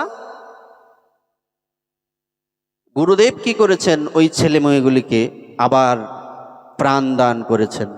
তো মা বাবা ছেলে মেয়েকে পেয়ে চলে গেছে, এ আধমরা পড়ে আছে গাছের সাথে বেঁধে, সারা শরীর রক্তাক্ত হয়ে গেছে। গুরুদেব গিয়ে বলছেন, গনু কেমন লাগে? বলছে, বাবা গুরু কৃপাই কেবল। পারবেন? সম্ভব নয়, এই রকম সম্ভব নয়। যতদিন পর্যন্ত এই রকম গুরুগত প্রাণ কেউ হতে না পেরেছে, ততদিন পর্যন্ত তার মায়ার বন্ধন কাটবে না, সে ভগবত প্রাপ্তি হবে না। আজ হোক, কাল হোক, 10 জন্ম, 500 জন্ম, 1000 কোটি জন্ম পরে হোক, তখনই হবে, এর আগে হবে না। গুরুগত প্রাণ এ সামান্য বিষয় নয়। সবার বেলায় দেখুন, মনে আছে তো সেই একলব্যের কথা? মুহূর্তের মধ্যে আঙ্গুল কেটে দিয়েছিলেন, একবারও বিচার করেননি। অর্জুনের কথা মনে আছে? গুরুদেবকে যখন কুমির আক্রমণ করলো, আর কেউ গিয়েছে কি? অর্জুন ঝাঁপিয়ে পড়ে ওখান থেকে গুরুদেবকে নিয়ে এসছেন। বলবার তাৎপর্য, এত দূর যাওয়ার কি অপেক্ষা? মহাপ্রভুকে দেখুন, ভগবান রামচন্দ্রকে দেখুন, গুরু সেবা কি করে করতে হয় ভগবান শ্রীকৃষ্ণকে দেখুন। ভগবান তো অবতার ধারণ করেও গুরুচরণে আশ্রয় নিয়ে আমাদের দেখিয়ে গেছেন, গুরু বিনা ভব নদী তরই না কই, সো ভব বিরিঞ্চি শঙ্কর সম হই। শ্রী গুরুদেব ব্যতীত রক্ষার আর কেউ নেই, আর কেউ পারবেন না, কেউ ফিরেও তাকাবেন না। তাই তো মহাজন পদকর্তা আমাদের সামনে এত সুন্দর করে গুরু বন্দনায় বর্ণনা করছেন। কি বলছেন? রুয়ত বৈষ্ণব দাস কি বলছেন? গুরুদেব, এখন আমার সবাই আছে, আপনাকে আমি ডাকছি না, আপনার ভজনে আমার মন লাগছে না, কিন্তু যেদিন আমার কেউ থাকবে না, যেদিন ডাকলে কেউ আমার কাছে আসবে না, সেদিন আমায় দেখা দিও। সেদিন দেখা দেবে কেন? কেন চাইবো শুধু সেদিনেই দেখা দিও? গুরুদেব, চক্ষু বন্ধ করলেও যাতে তোমাকে দেখি, চোখ খুললেও যাতে তোমাকে দেখি। ভগবানকে তো আমি দেখি, চিনি না, জানি না, শুধু তোমাকে দেখলেই হবে। চোখ বন্ধ করলে যদি শ্রী গুরুদেবের সেই চরণ কমল নয়নের মধ্যে ফুটে না উঠে, বুঝতে হবে তোমার মতো দুর্ভাগাশিষ্ট আর কেউ নেই, কেউ নাই। শিষ্যের ধ্যান কি? ধ্যানমূলম গুরুমূর্তি, পূজামূলম গুরু পূজা, মন্ত্রমূলম গুরুবাক্যম। মন্ত্রের মূল গুরুবাক্য, পূজার মূল গুরু পূজা, ধ্যানের মূল গুরুদেবের মূর্তি, আর কিছু নেই। সব ঘুরে ফিরে জগৎ যতই ঘুরো না কেন কিছুই পাবে না। এই ঘুরে ফিরে গিয়ে দেখবে, ঘুরি উড়ুক না, যতটুক পারে উঠতে থাক, যখন নাটাই থেকে টান দেওয়া হবে তখন এখানেই আসতে হবে। দেখুন, সেই গোপকুমারের কথা আমাদের মনে আছে বৃহৎ ভাগবতামৃতে, যেখানে সনাতন গোস্বামীপাদ আমাদের কাছে বর্ণনা করছেন। গোপকুমার ভগবানের ভজন করতে করতে উনি চলে গিয়েছেন ভগবানের কাছে, কিন্তু আবার তাকে এই পৃথিবীতে আসতে হয়েছে। কেন আসতে হলো? গুরু আশ্রয় করেনি বলে। গুরু আশ্রয় করেনি বলে তাকে আবার আসতে হলো। চিন্তা করুন তো, আমরা কি জানি? বৈকুণ্ঠে গেলে কি পতন হয়? বলছে বৈকুণ্ঠ থেকে পতন হয়, জয় বিজয়ের হয়নি সাধুর চরণে অপরাধে। বৈকুণ্ঠ থেকেও পতন হয়েছে, ইতিহাস আছে। তো সেই গোপকুমারেরও ভগবত দর্শন হয়েছে, ভগবানের কৃপা প্রাপ্তি হয়েছে, ভগবানের সেবায় গিয়েছেন। কিন্তু ওখান থেকে ভগবান বলছেন আবার তোমাকে পৃথিবীতে যেতে হবে। কেন প্রভু? না, তুমি গুরুদেবের চরণকে আশ্রয় করনি। আবার এসছেন পৃথিবীতে, এসে জয়ন্ত নামক শ্রী গুরুদেবের চরণ আশ্রয় করেছেন, গুরুদেবের কৃপায় ভজন করে তারপর আবার গিয়েছেন ভগবত ধামে, গোবিন্দের আরাধনায় তার সখা হয়ে গোপকুমার ওখানে গোলক বৃন্দাবনে উপনীত হয়েছেন। এই জন্যই তো বলা হয়, প্রশ্ন করেছিলেন, আপনারা সবাই জানেন, আমাদের জেঠু গুরুদেব বিনোদ বিহারী দাস বাবাজি মহারাজ, ওনাকে প্রশ্ন করেছিলেন চিত্রলেখাজি, কীর্তন করে না, পাঠটাট করে হিন্দিতে। উনি জিজ্ঞাসা করেছেন, বাবা একটা প্রশ্ন সমাধান করুন। হ্যাঁ বলো। আচ্ছা বাবা, এই যে চৈতন্য চরিতামৃতের একটা পয়ার রয়েছে, সেখানে স্পষ্টই লেখা আছে, দীক্ষা পুরস্চরণের অপেক্ষা না করে জিহ্বাস্পর্শে আচণ্ডালে সবারে উদ্ধারে। অর্থাৎ হরিনামের এতই শক্তি, সেই শক্তি কি যে দীক্ষা নিল কি না নিল দেখার বিষয় নয়, পুরস্চরণ করলো কি না করলো দেখার বিষয় নয়, জিহ্বাকে হরিনাম স্পর্শ করা মাত্রই তার কি হয়ে যাবে? উদ্ধার হয়ে যাবে। তাহলে গুরুদেবের কি দরকার? বিষয়টা কিন্তু টুইস্ট আছে। প্রশ্নটা কি যথার্থ কিনা? যদি জিহ্বা হরিনাম স্পর্শ করা মাত্রই আপনার উদ্ধার হয়, দীক্ষার অপেক্ষা নাই বলছে, তো আপনার গুরু দীক্ষার কি দরকার? তখন বলছে হ্যাঁ, যদি কারো গুরু দীক্ষা নাও হয়, সে ব্যক্তি যদি ভগবানের নামের প্রতি রুচিবান হয়, নিষ্ঠাবান হয়, ওই ব্যক্তির ভগবত ধাম প্রাপ্ত হবে। প্রাপ্ত হবে তো গুরুদেবের কি অপেক্ষা? কিন্তু আছে একটা, বলছে কি কিন্তু? সেই কিন্তুটা হচ্ছে ভগবত ধাম তো প্রাপ্তি হবে, ভগবত সেবা প্রাপ্তি হবে না। এটা কেমন কথা? বলছে হ্যাঁ, মনে করুন তো ঠাকুর মহাশয়ের কথা, প্রভু লোকনাথ কবে সঙ্গে লইয়া যাবে, শ্রীরূপের পাদপদ্মে মোরে সমর্পিবে, ইত্যাদি পদগুলি। এগুলির অর্থ কি? আপনি ধামে যাবেন কিন্তু ভগবত সেবা প্রাপ্ত হবেন না। আমাদের কাজ কি? আপনি চাকরি পেয়েছেন কিন্তু আপনাকে চাকরি করতে দেওয়া হচ্ছে না, এর থেকে চাকরি না করা ভালো না? আপনি ভগবত ধাম গিয়েছেন কিন্তু আপনি সেবা প্রাপ্তি করতে পারবেন না, সেবার অধিকার দিয়া কর নিজ দাসী। কেন বলছে? বৃন্দাদেবী তো পরে আসবেন, ভক্তি তো এত সহজে আসবে না, আগে তো গুরু কৃপা। তাহলে এইবার ভাবতে পারেন, আচ্ছা এটা বুঝলাম গুরুদেবের কৃপা, মৃত্যুর পরে যদি আমার ভজনে সিদ্ধি হয় তখনও কি গুরুদেবের দরকার আছে? বলছে আছে বই কি। কিরকম? আপনি যখন এখান থেকে ভজনে সিদ্ধি লাভ করে ভগবত ধাম পর্যন্ত যাবেন, সেখানে গিয়েও আপনার গুরুদেবের তত্ত্বাবধানেই ভগবত সেবা করতে হবে। সিস্টেমটা কি? যেমন ধরুন, আমাকে দিয়ে বলি, আমরা যারা গুরুদেবের শিষ্য আছি, আমাদের প্রধান হচ্ছেন শ্রী গুরুদেব।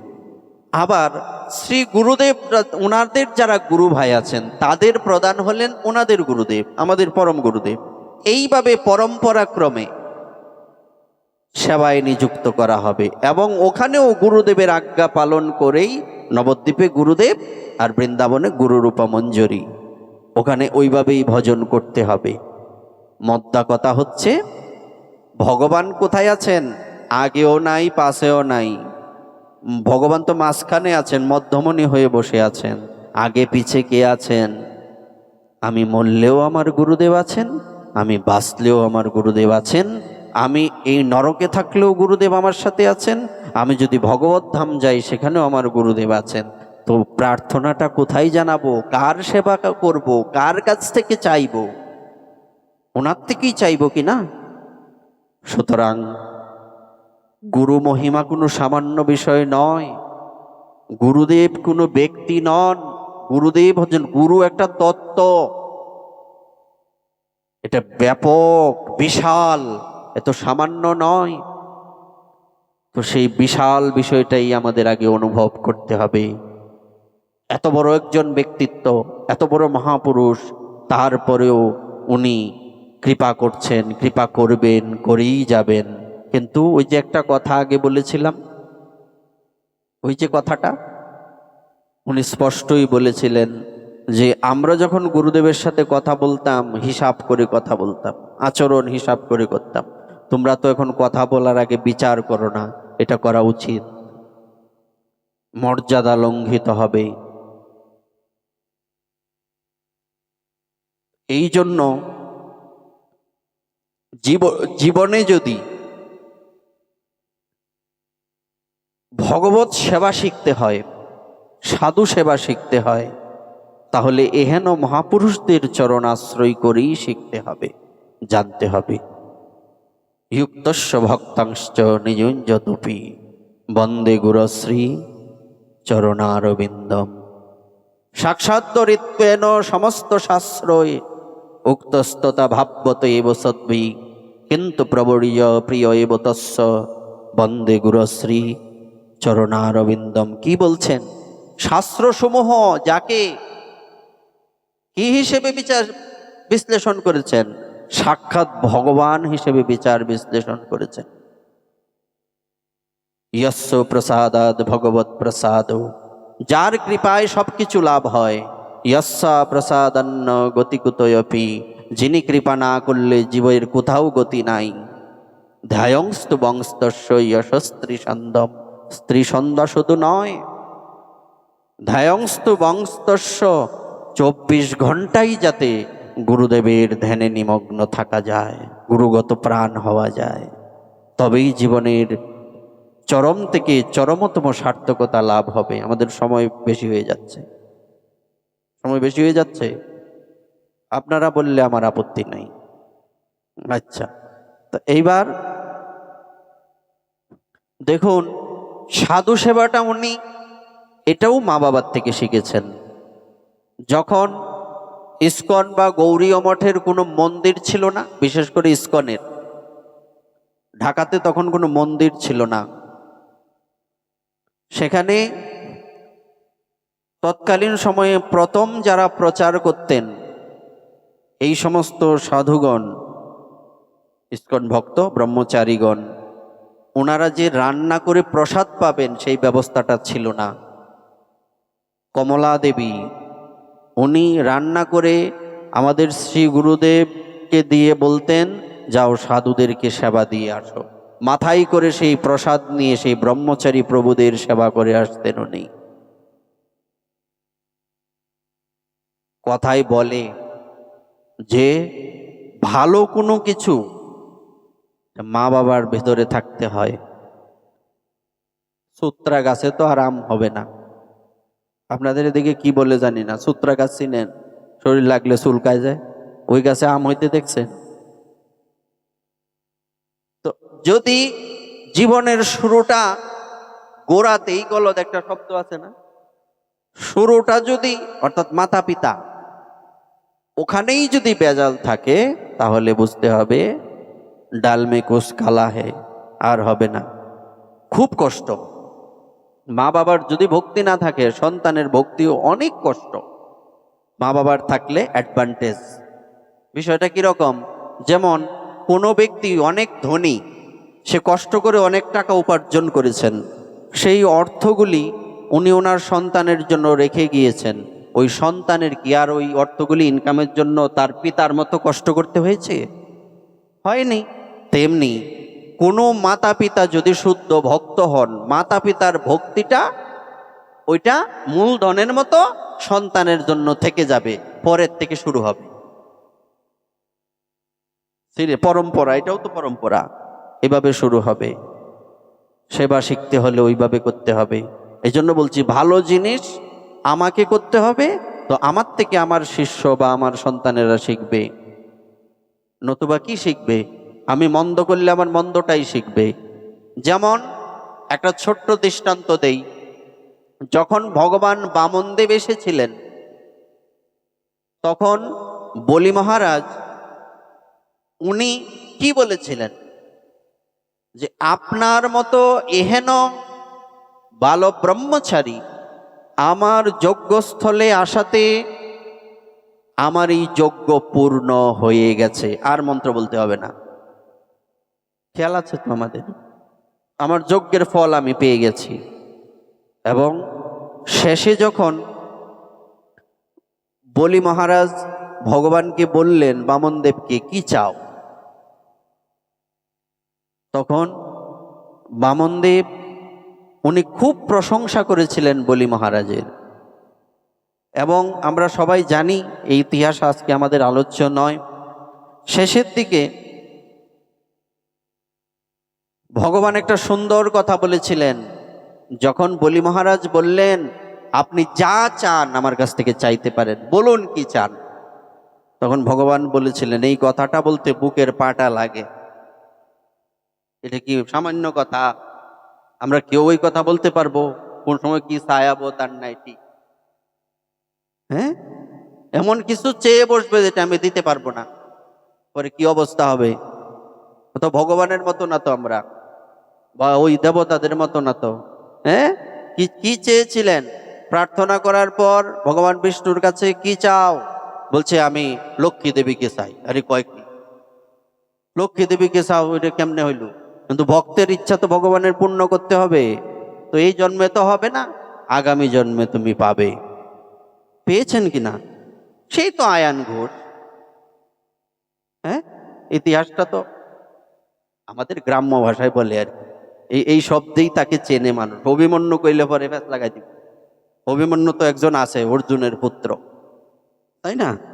আচ্ছা, তখন ভগবান বামনদেব একটা সুন্দর কথা বলেছিলেন, এটা তোমার মুখেই মানায়, কারণ তোমার বংশে কোনোদিন কৃপণের জন্ম হয়নি। মিলেনি? কথাটা মিলান তো। বুঝছে, সূত্রা গাছে আম হয় না, আম গাছেই আম হয়। তখন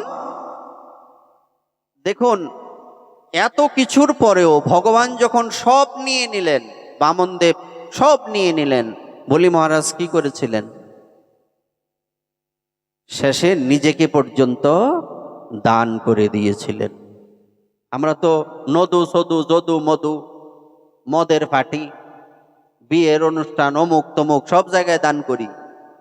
এইসব দানে নরকে যেতে হবে। নরকে যেতে হবে কিনা? একটা ছোট্ট দৃষ্টান্ত দেই। এক ব্যক্তি শীতে কাঁপছে, শীতে কাঁপছে, তখন পাশ দিয়ে এক সাধু যাচ্ছেন। সাধু বলছে, তুমি শীতে কাঁপছো, বলছে আমাকে কিছু টাকা দান করুন, আমি একটা কম্বল কিনতাম। বলছে ঠিক আছে। ওই দান করার জন্য সেই সাধুকে নরকে যেতে হয়েছে। বলছে কেন?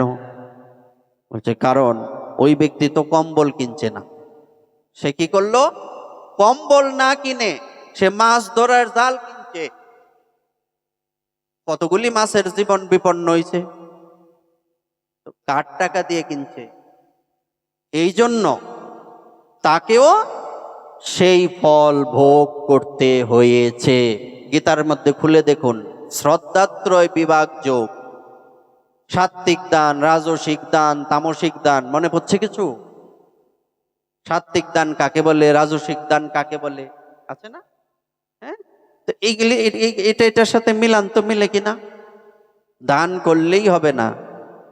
দেখুন, দুঃখ লাগে তখন যখন কোনো ব্যক্তি মদের আসরে লক্ষ লক্ষ টাকা দান করে, আর কোনো ভাগবতীয় অনুষ্ঠান হলে, ভগবানের সেবার অনুষ্ঠান হলে পকেট থেকে বান্ডিল বাইর করে খুলে সবচেয়ে ছোট নোটটা কোনো আছে? বলেন সত্যি কিনা? মিথ্যা বললে বলেন আমি মিথ্যা বলছি। পকেটে টাকার বান্ডিলটা বাইর করে গোছানো থাকে, তো এই খুঁজতে খুঁজতে খুঁজতে সবচেয়ে 2 টিক্কা নোটটা কই আছে? অথচ এই ব্যক্তি একটা ফাংশনের মধ্যে সে 10,000 টাকা দান করছে। কি ভাবছেন? আপনি মদ্যপান করেন না, ঠিক আছে, কিন্তু আপনার টাকায় মদ কিনে কেউ যদি খায়, আপনারও মদ খাওয়ার অপরাধ হবে। আমাদের বিবেক বুদ্ধি ভগবান দিয়েছেন, এই বিবেক বুদ্ধি কাজে লাগাতে হবে। আমরা মানুষ কেন? আমরা যে মানুষ কেন হলাম? আমরা মানুষ মান এবং হুঁশ থাকলে তারপরে হয় মানুষ।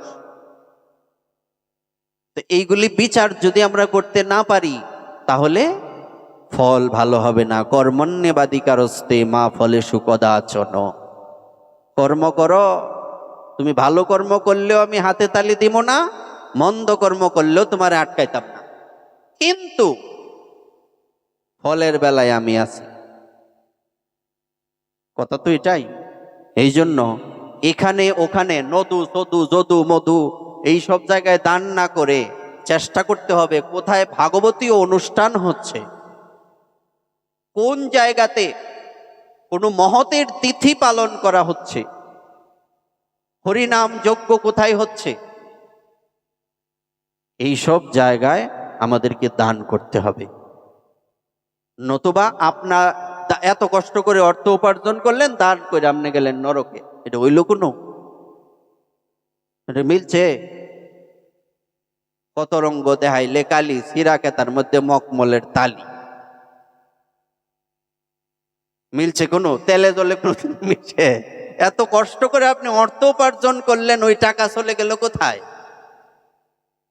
জলে জলে গেলে তো ভালো, গঙ্গা দেবীর সেবায় লাগবো, জলে যায়নি, নরকে গেছে।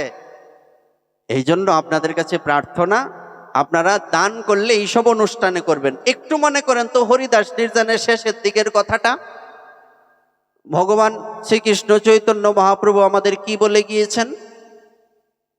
উনি কি বলেছেন?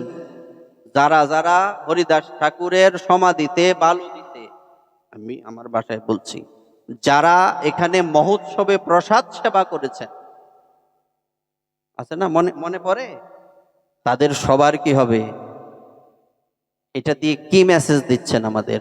হরিদাস মানে একজন ব্যক্তি নয়, হরিদাস মানে ভগবানের দাস, যিনি ভগবানের শুদ্ধ ভক্ত, সেই তো হরিদাস। তো এই যে এখানে একটা অনুষ্ঠান হচ্ছে, আমাদের গুরুদেব কি হরিদাস না? উনি ভগবানের দাস না? তো যদি হরিদাস ঠাকুরের মহোৎসবে প্রসাদ পেলে ওখানে দান করলে, হরিদাস ঠাকুরের সমাধিতে বালুকা দিলে কৃষ্ণ ভক্তি প্রাপ্তি হয়, তাহলে এহেন মহতি অনুষ্ঠানে দান করলে কৃষ্ণ ভক্তি হবে না? এই লাইনটার সাথে এটা মিলে কিনা?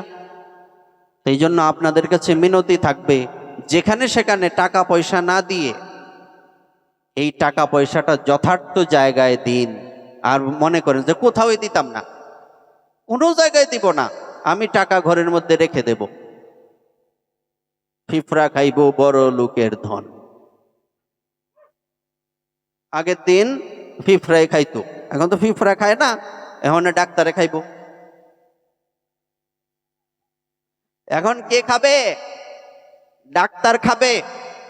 আর কে খাবে? হ্যাঁ, চোরে নেবে, ছিনতাইকারী ধরবো রাস্তার মধ্যে।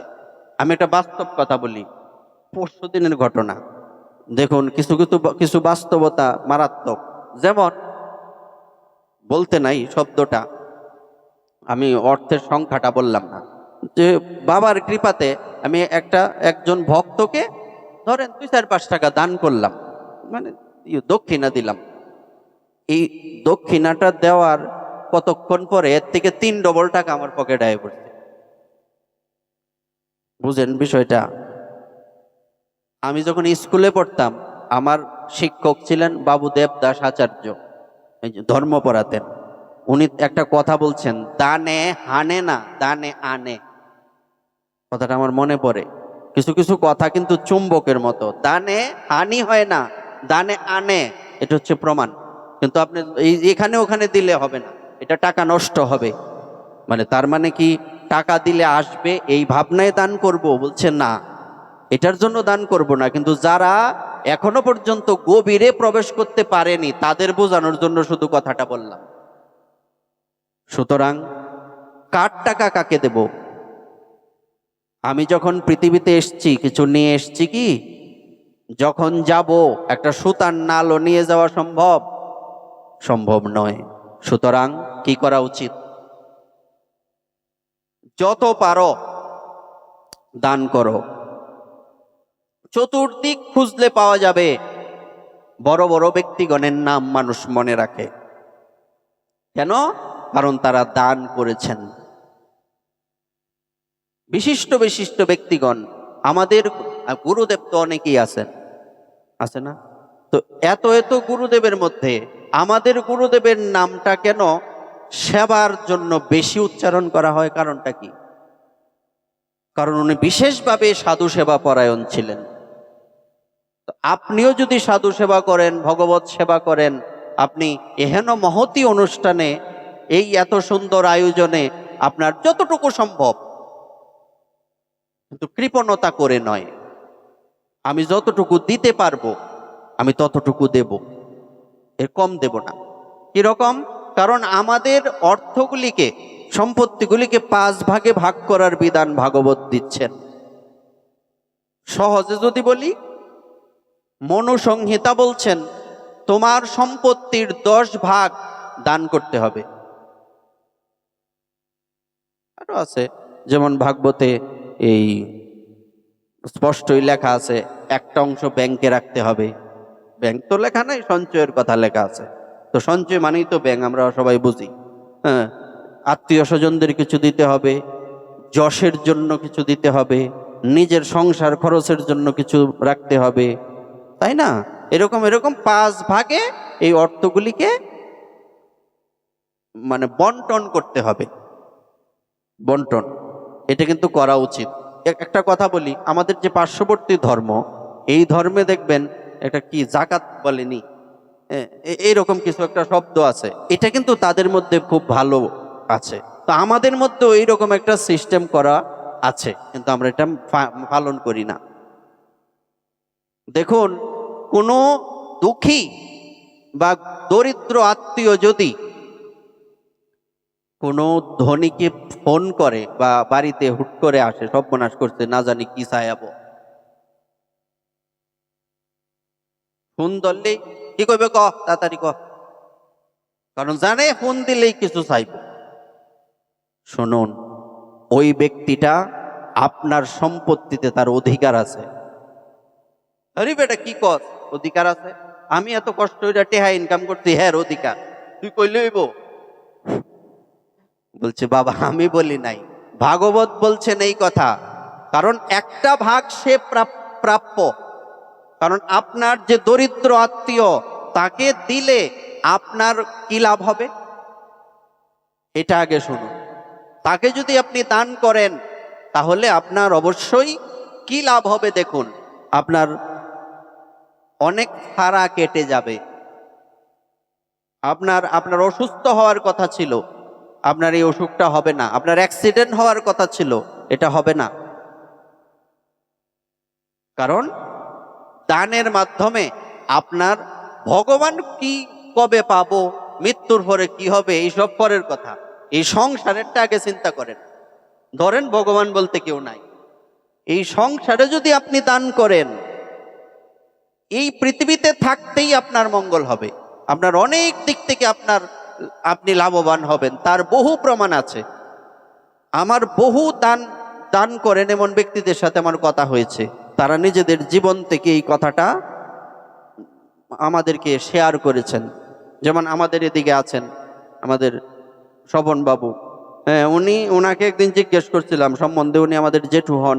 আচ্ছা জেঠু, আপনি এমন ভাবে দান করেন, কারণটা কি? প্রশ্ন করলাম, দেখি ওনার মনের মানসিকতাটা কি। উনি তখন বলছেন যে বাবা, এই পৃথিবীতে যখন আমি আসছি কিছু নিয়ে আসছি না, এবং আমি আগে খুব দরিদ্র ছিলাম।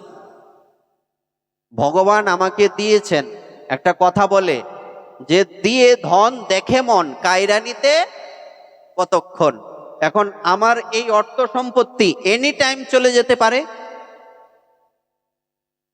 তো চলে যাওয়ার আগে এটা আমি যথার্থ কাজে লাগাই না কেন?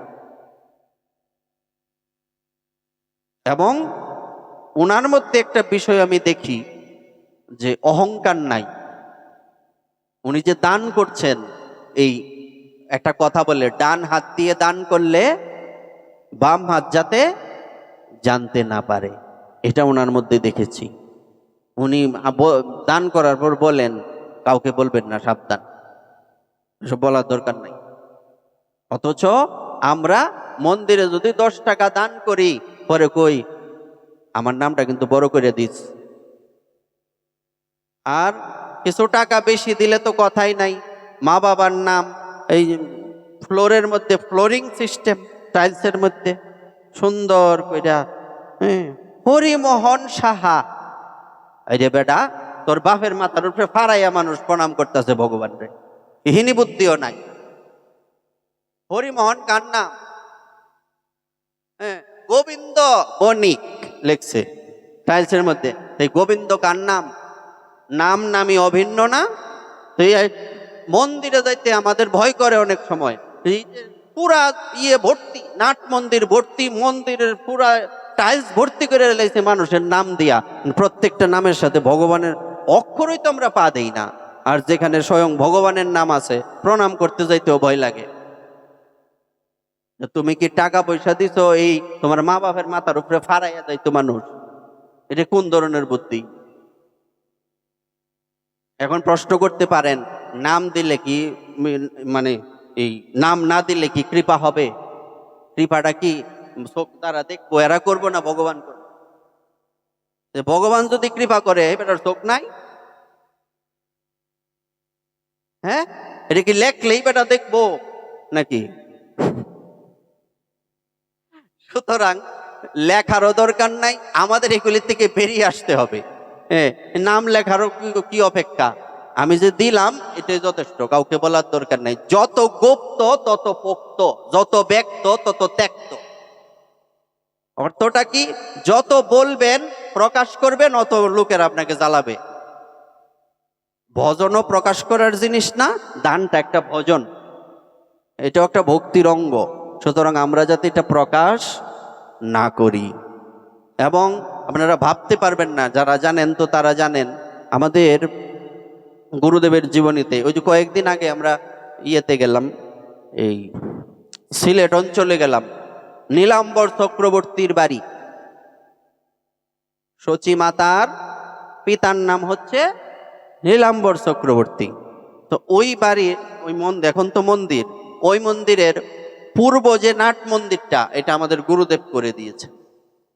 এই রকম বহু, আপনি নবদ্বীপ যাবেন, নবদ্বীপে যে ধামেশ্বর মহাপ্রভুর মন্দির, ওই মন্দিরের টাইলসগুলো আমাদের গুরুদেব দিয়েছেন। এবং উনি এমন দান করতেন, এমন সেবা করতেন, 30,000 সাধু সেবা দিয়েছেন। উনি সাধু সেবা দিয়ে মন্দির পর্যন্ত আসার 20 টাকা নাই, আরেকজনের নিয়ে আইছে।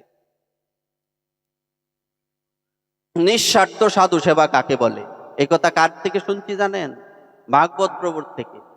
ভাগবত প্রভু যে আর একজনের পকেট থেকে 20 টাকা দিছে, তারপরে উনি ছোটির মাঠ মন্দিরে আসছে, এই টাকাটা পর্যন্ত ওনার নাই। নিঃস্বার্থ কাকে বলে? এইগুলি হচ্ছে আমাদের জীবনে শিক্ষণীয়। এবং ওনার কোন দিকটা বলবো, একটা দিক যদি বিস্তারিত বলি সারা রাত্র চলে যাবে। ওনার মধ্যে যে কীর্তন প্রিয়তা, নৃত্য প্রিয়তা, এমনি তো দেখবেন শরীর চলে না, 2 জন ধরে নিয়ে যায়। যখন নৃত্য শুরু হয় তখন কি লাফায়ে ধাপায়ে ধরিত্রী কাঁপায়ে। এই যে আমাদের এই গোপীনাথ ব্রহ্মচারীজির মন্দিরে শ্মশানে আমরা যখন আসলাম, এখানে 3-4 ঘন্টা নৃত্য। দাদা কি একটা অবস্থা! এক জায়গায় তো নৃত্য করতে করতে নতুন বিট কয়েক ইঞ্চি নাইপা গেছে গা।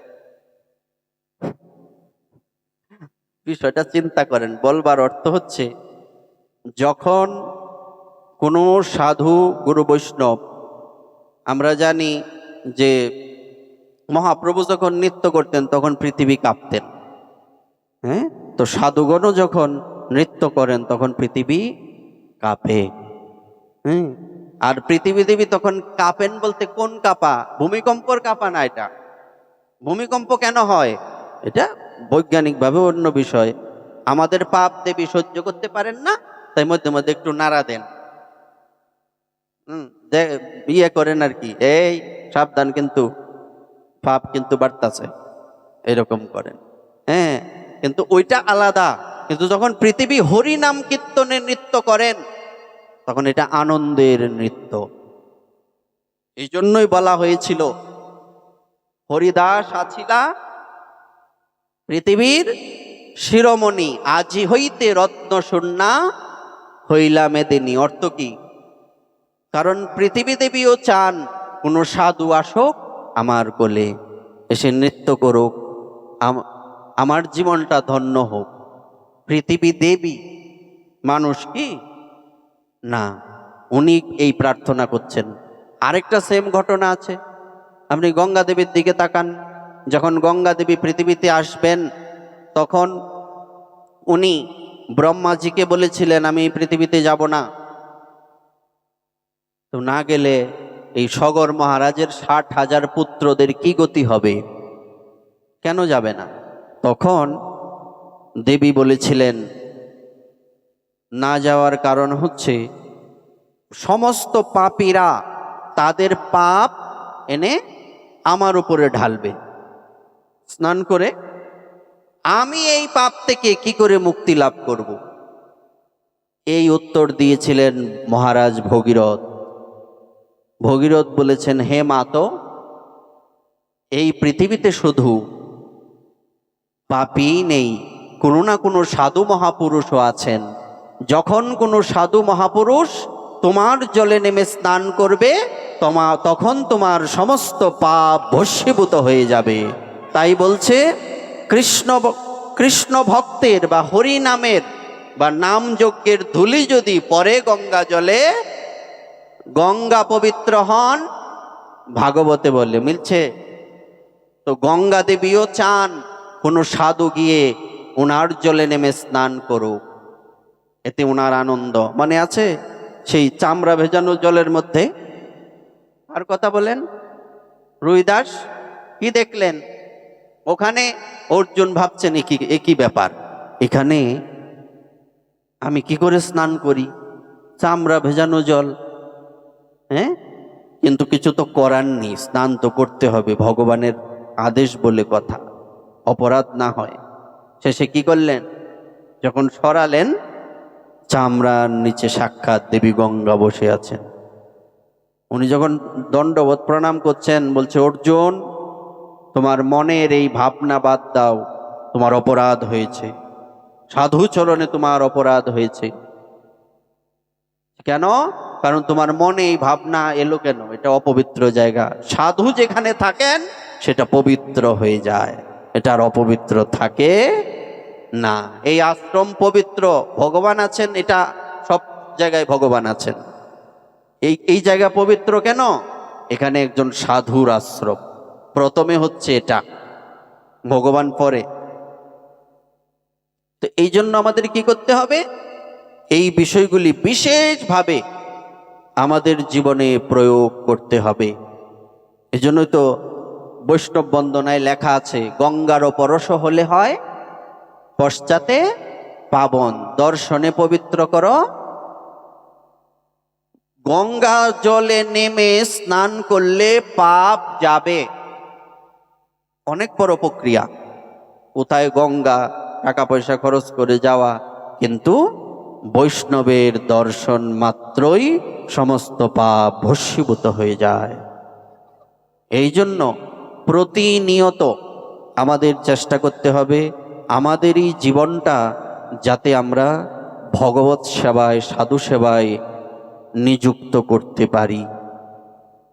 অনেক লোক, কারণ আমাদের অনেকের সাথে সাক্ষাৎ হয়, তো অনেক লোক কান্না করেন যে আমার খুব ইচ্ছে করে দান করতে, কিন্তু ভগবান আমাকে দেননি, আমি দান করতে পারি না। আবার এমন অনেকেই আছেন যাদের অনেক টাকা পয়সা আছে, কিন্তু আমি একটা জায়গার কথা বলছি, নাম বলবো না, বলা ঠিক না, অপরাধ, নিন্দা হয়ে যাবে। বাবা সহ আমরা গিয়েছি বরিশাল, বরিশাল। তখন ওখানে এক বাড়িতে ওই লোকের 6 তলা বিল্ডিং, সাধুদের জন্য ওয়ান টাইম নিয়ে আসছে না, একবার যে সেবা দিছে না, ওইটি আবার ধরে রাখিয়া দিছে। বিল্ডিংটা কয়তলা? তোর তোর টাকা কোথায় বকবি? বলবার তাৎপর্য, এই টাকা সাধু সেবায় লেগেছে কি, এটার নামই ওয়ান টাইম। তুমি 2 টাইম কিভাবে বানাও এটারে? এই জন্য মানে একটা ছোট্ট দৃষ্টান্ত দিলাম আর কি। অনেকেই আছে এরকম, টাকা পয়সা একদম যক্ষের ধনের মতো আগলে রাখে, কিন্তু দান করে না, আর অনেকে কাঁদে।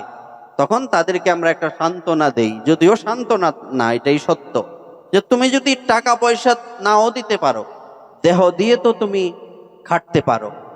যাও গিয়ে মন্দিরে, এই যেখানে তুমি দান করতে পারবে না, ওখানে গিয়া দেখো তোমার কোনো সেবা আছে কিনা। আর জগতের শ্রেষ্ঠ সেবা কোনটা? সবচেয়ে শ্রেষ্ঠ সেবা কিসে ভগবান প্রসন্ন হন? সেটা তো অবশ্যই, কিন্তু মন্দিরে গিয়ে কিসে ভগবান প্রসন্ন হন? বলছে হীন সেবা, সবচেয়ে ছোট যে সেবা, এই সেবাতে ভগবান তাড়াতাড়ি প্রসন্ন হন। আমাদের গুরুদেবের একটা ভিডিও আছে না, যখন বাবা ঝাড়ু সেবা করছেন, তখন এই আমাদের প্রভুপাদ, আমাদের পরম গুরুদেবের নাতি, উনি জিজ্ঞাসা করছেন, কাকু এখানে তো অনেকেই আছেন আপনার শিষ্য, তো তারা এসে এই জায়গা পরিষ্কার করবে, ঝাড়ু দেবে, আপনি দিচ্ছেন কেন? বলছে হীন সেবায় ভগবান অত্যন্ত প্রসন্ন হন। হ্যাঁ, আর এই সেবা নিজে না করলে আপনি আচরি ধর্ম, নতুবা জীব শিখবে কি? তুমি এই সিংহাসনে বসে জগৎকে শিষ্যদের সেবা শিখাতে পারবে না, তুমি নিজে ঝাড়ু সেবা করে তারপর শিখাতে হবে। এজন্য বাবা বলতেন যে গেয়ে গাওয়াতে হবে,